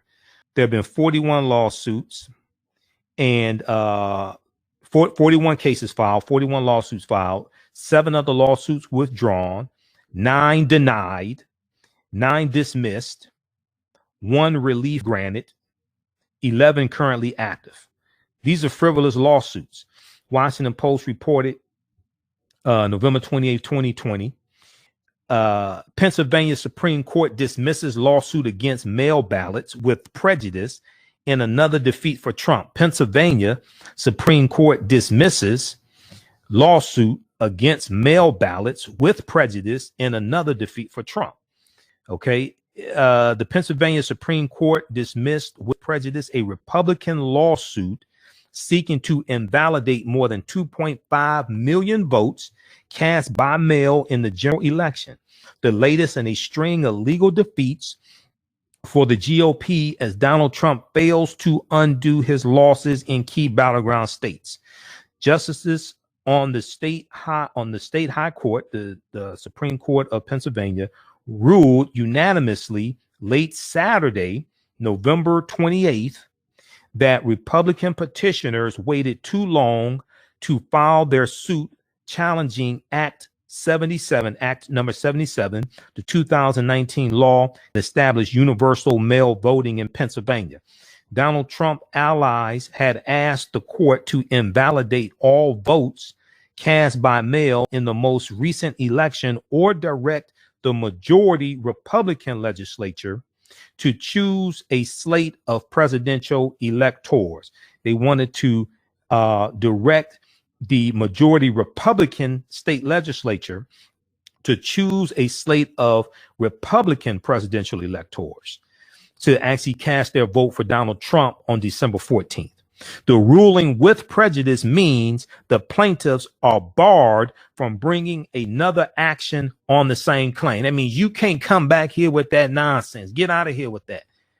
Because we see with these cases, when they go to court, they're not alleging fraud. Most of these cases are not alleging fraud because there's no evidence of widespread voter fraud. You can't go into court talking that nonsense that you talk on Fox News. You can't go into court with that nonsense from Twitter. You can't go into court with that nonsense that you talked about in front of Four Seasons, Four Seasons Landscape next to the sex shop.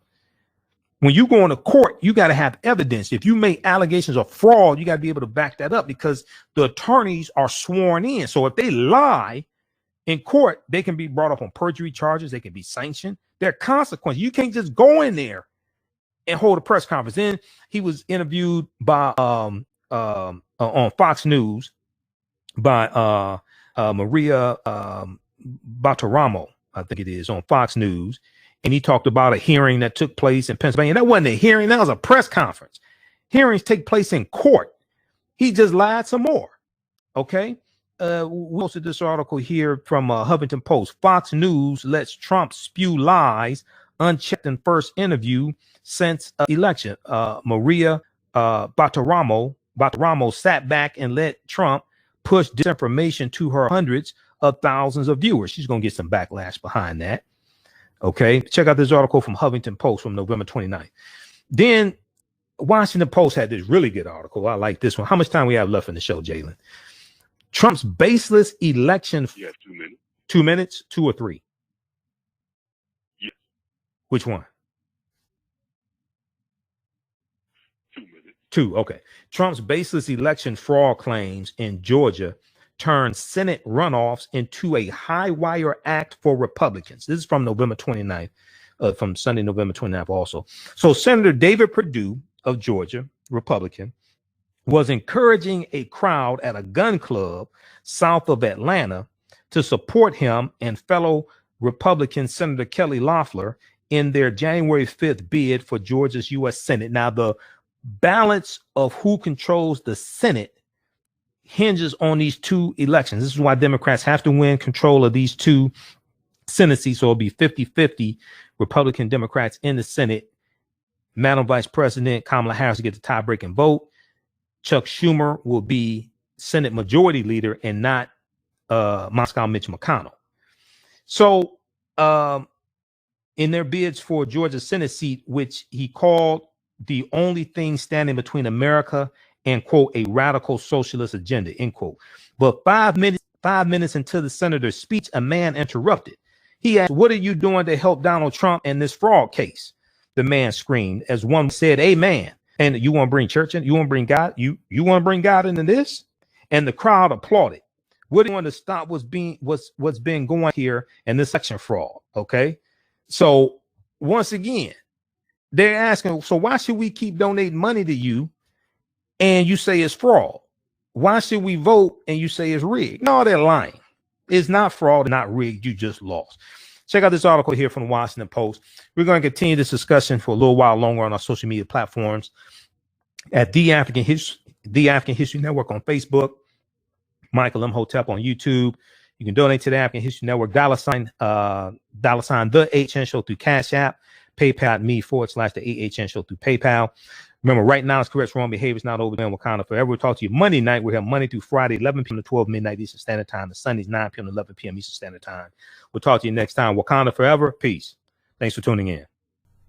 The Ivy and Catalina visits and Brooklyn softball adventures are from authors Sidney Carujo, Brooklyn Carujo, and Dojo. In Ivy and Catalina visit Saleville, readers will join Ivy and Catalina at Saleville with their grant about the world of science, the learn about the structures and function of the cell. This book provides analogies that make the cell easy for kids. The book Brooklyn Softball Adventure takes readers on the journey with Brooklyn's first 2 seasons of ball. Through facing adversity, Brooklyn mates build their confidence and learn to love the game. The book encourages you to try new things. Ivy and Catalina visit Saleville is by Carujo and Dials Carujo.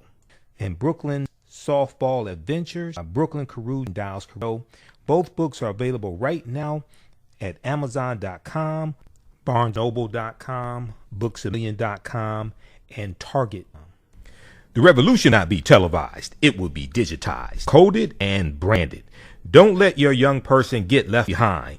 Join Core 2 Saturday, September 26, 2020 in the 6th straight year, providing tech, STEM, science, technology, engineering, coding, and classes.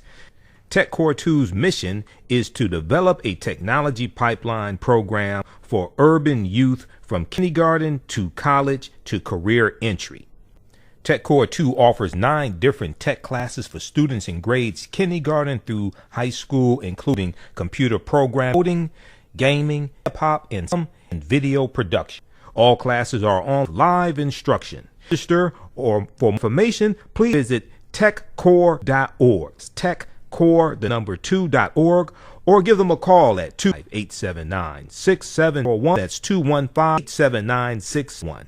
Don't forget to grab your $10 discount with promo code TAA Fall 2020. We'll continue for a couple more minutes. We got this broadcast. We'll continue for a couple more minutes. How's everybody doing? Erica, Tina, Robert, Aja, Greg. Okay. And then we'll post the information here if you want to donate to the African History Network also, because this really helps us stay on the air, keep doing 6 days a week. And then we also have the DVD bundle pack, The Africans Who Were Here Before Columbus, The Africans Who Were Here Before Columbus, and then Black Migration 1619 to 2019. We have a number of bundle packs in my lectures at our website, AfricanHistoryNetwork.com. DVD lectures and digital download also, DVD lectures and digital download. And the Africans Who Were Here Before Columbus, that includes the double lecture I did with Dr. David Imhotep, who wrote the book, The First Americans Were Africans, Documented Evidence. We did a double lecture together back in 2013. He's talking about his research, and he was actually talking about new research that he had uncovered as well in that lecture we did here in Detroit. All right, hold on just a second here. Yep, and here's my book. The book fell over on one of the stacks here. The First Americans Were Africans, Documented Evidence by Dr. David Imhotep. Okay, so everybody share this broadcasting on social media platforms. Invite your friends to tune in also. We'll be here for a couple more minutes here. African American business owners, post name your business here on the thread of the broadcast. We'll let you know how you can advertise with the African History Network. We have a special promotion going on for probably 1 or 2 more days. Buy one to get 1 month free. Okay. And we'll create a commercial for you also. If you don't have one, we'll create a video commercial and audio commercial as well. So email us at customerservice@AfricanHistoryNetwork.com, customerservice@AfricanHistoryNetwork.com. All right, I want to go back to this article here from the Washington Post. Trump's baseless election fraud claims in Georgia turn Senate runoffs into a high wire act for Republicans. So the Republican candidates in Georgia's dual Senate runoff campaign are navigating a highly unusual political labyrinth, caught in the middle of an intra-party war that has erupted since Donald Trump narrowly lost the state to President-elect Joe Biden and has turned his fire on the Republican leadership there. The infighting now threatens to turn off the very Republican voters Senator David Perdue, Republican, and Senator Kelly Loeffler, Republican, need to stave off challenges from their Democratic rivals, Jon Ossoff and Reverend Raphael Warnock.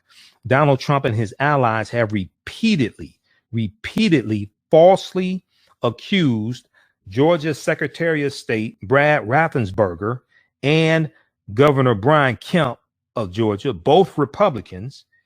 Donald Trump and his allies have repeatedly and falsely accused them of presiding over a fraudulent election.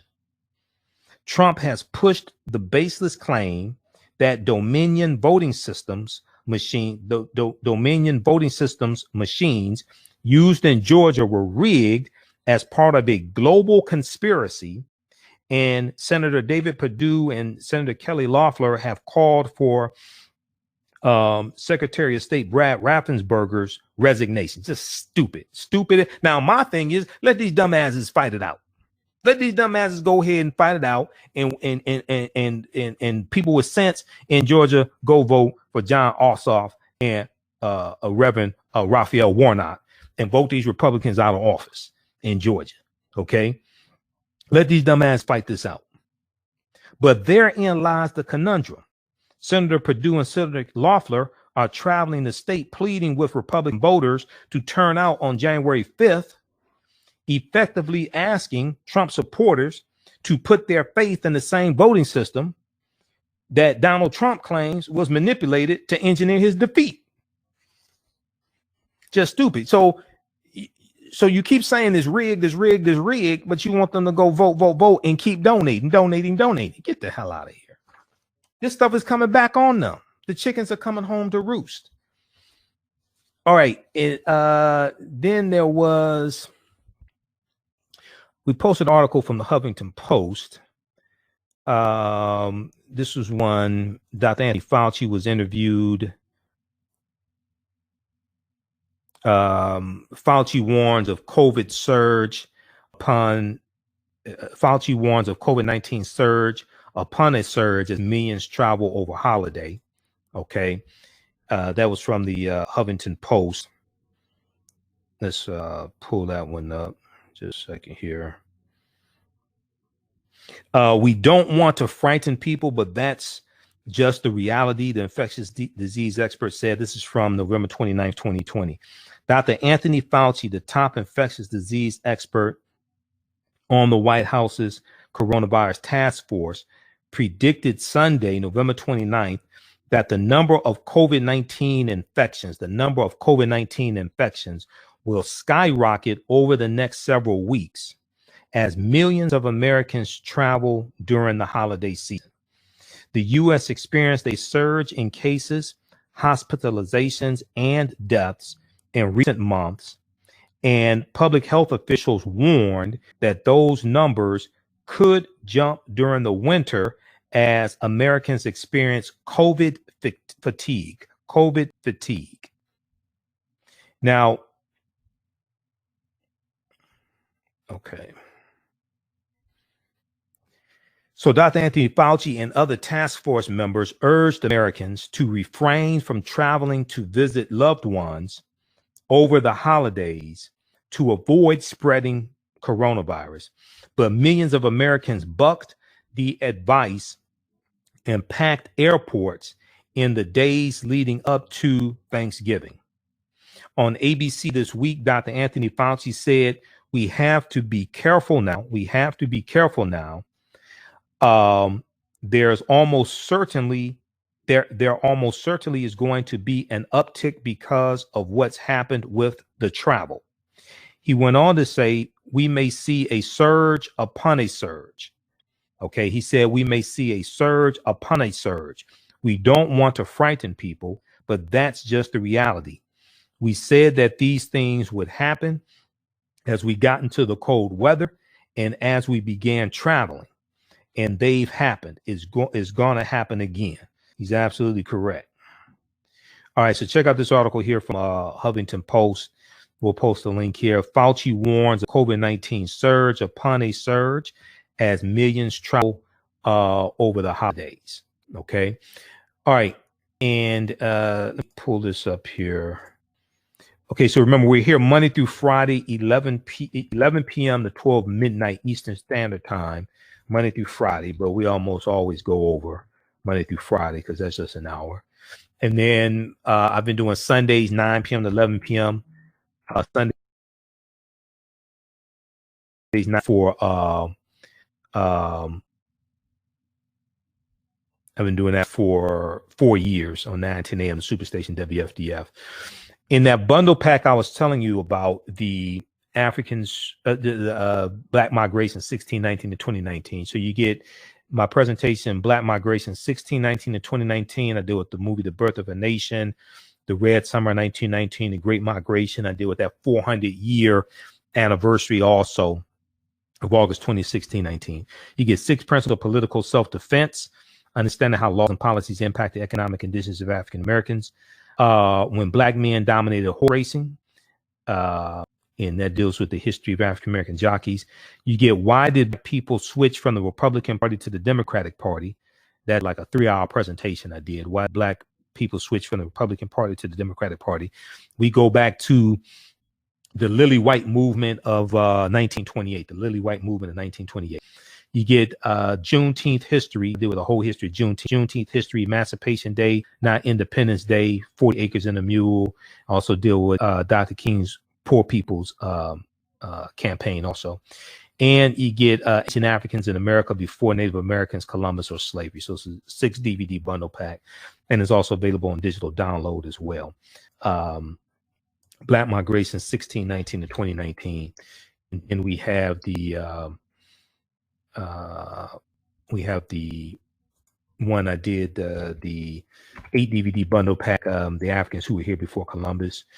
Then we also have the double lecture I did with Dr. Imhotep, who wrote the book, The First Americans Were Africans, Documented Evidence. So his book is out of print. His new book should be out in hopefully December. But we have the double lecture available that he and I did together. We'll post the link here for it also. It's a 2 DVD set. Did this lecture back in 2013. Okay. And we'll post the link here for that also. All right. And let me check here. I want to make sure I got through all the topics here. It's been a very busy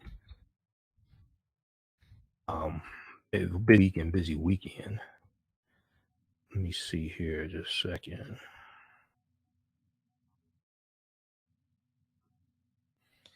Okay. And then we'll deal with, let me see. What time is we'll deal with this Monday night. November 26, 1861, West Virginia became a state. We'll deal with that. We'll deal with that history Monday night. Okay. We ran out of time here. So we'll definitely cover that on Monday's show. All right, here's the link for the double lecture deal with Dr. David Imhotep. There we go. The first is a 2 DVD set. The First Americans Were Africans, Documented Evidence. Also, we have a lecture that Dr. Francis Cress Welsing did in 2013, also here in Detroit as well.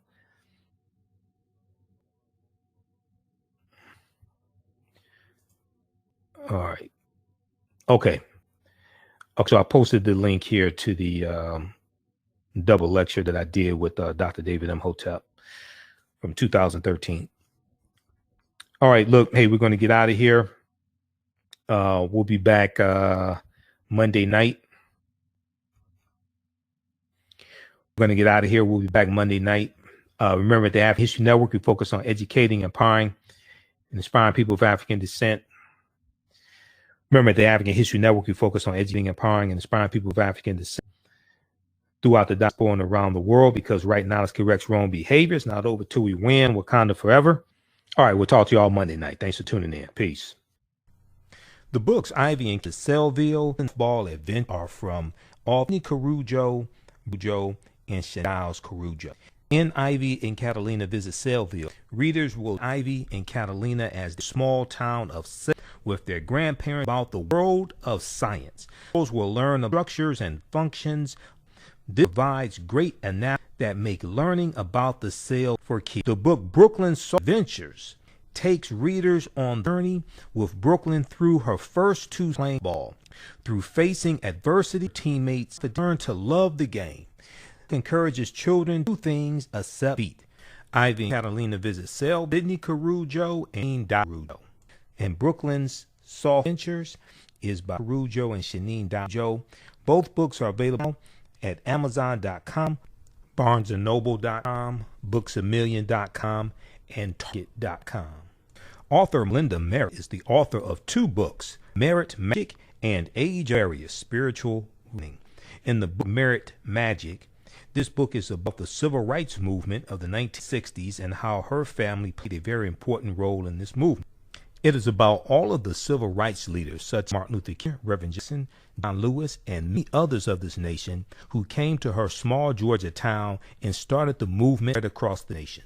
This book tells the one story of 3 powerful women who did amazing things because they had inherited special gifts from their African ancestry and used them to help cause. These ancestral gifts seem to have been forgotten at this stage in our history. The second book, Age of Aquarius, Spiritual Reckoning, discusses the relationship between humans and the 10 spheres of the Tree of Life.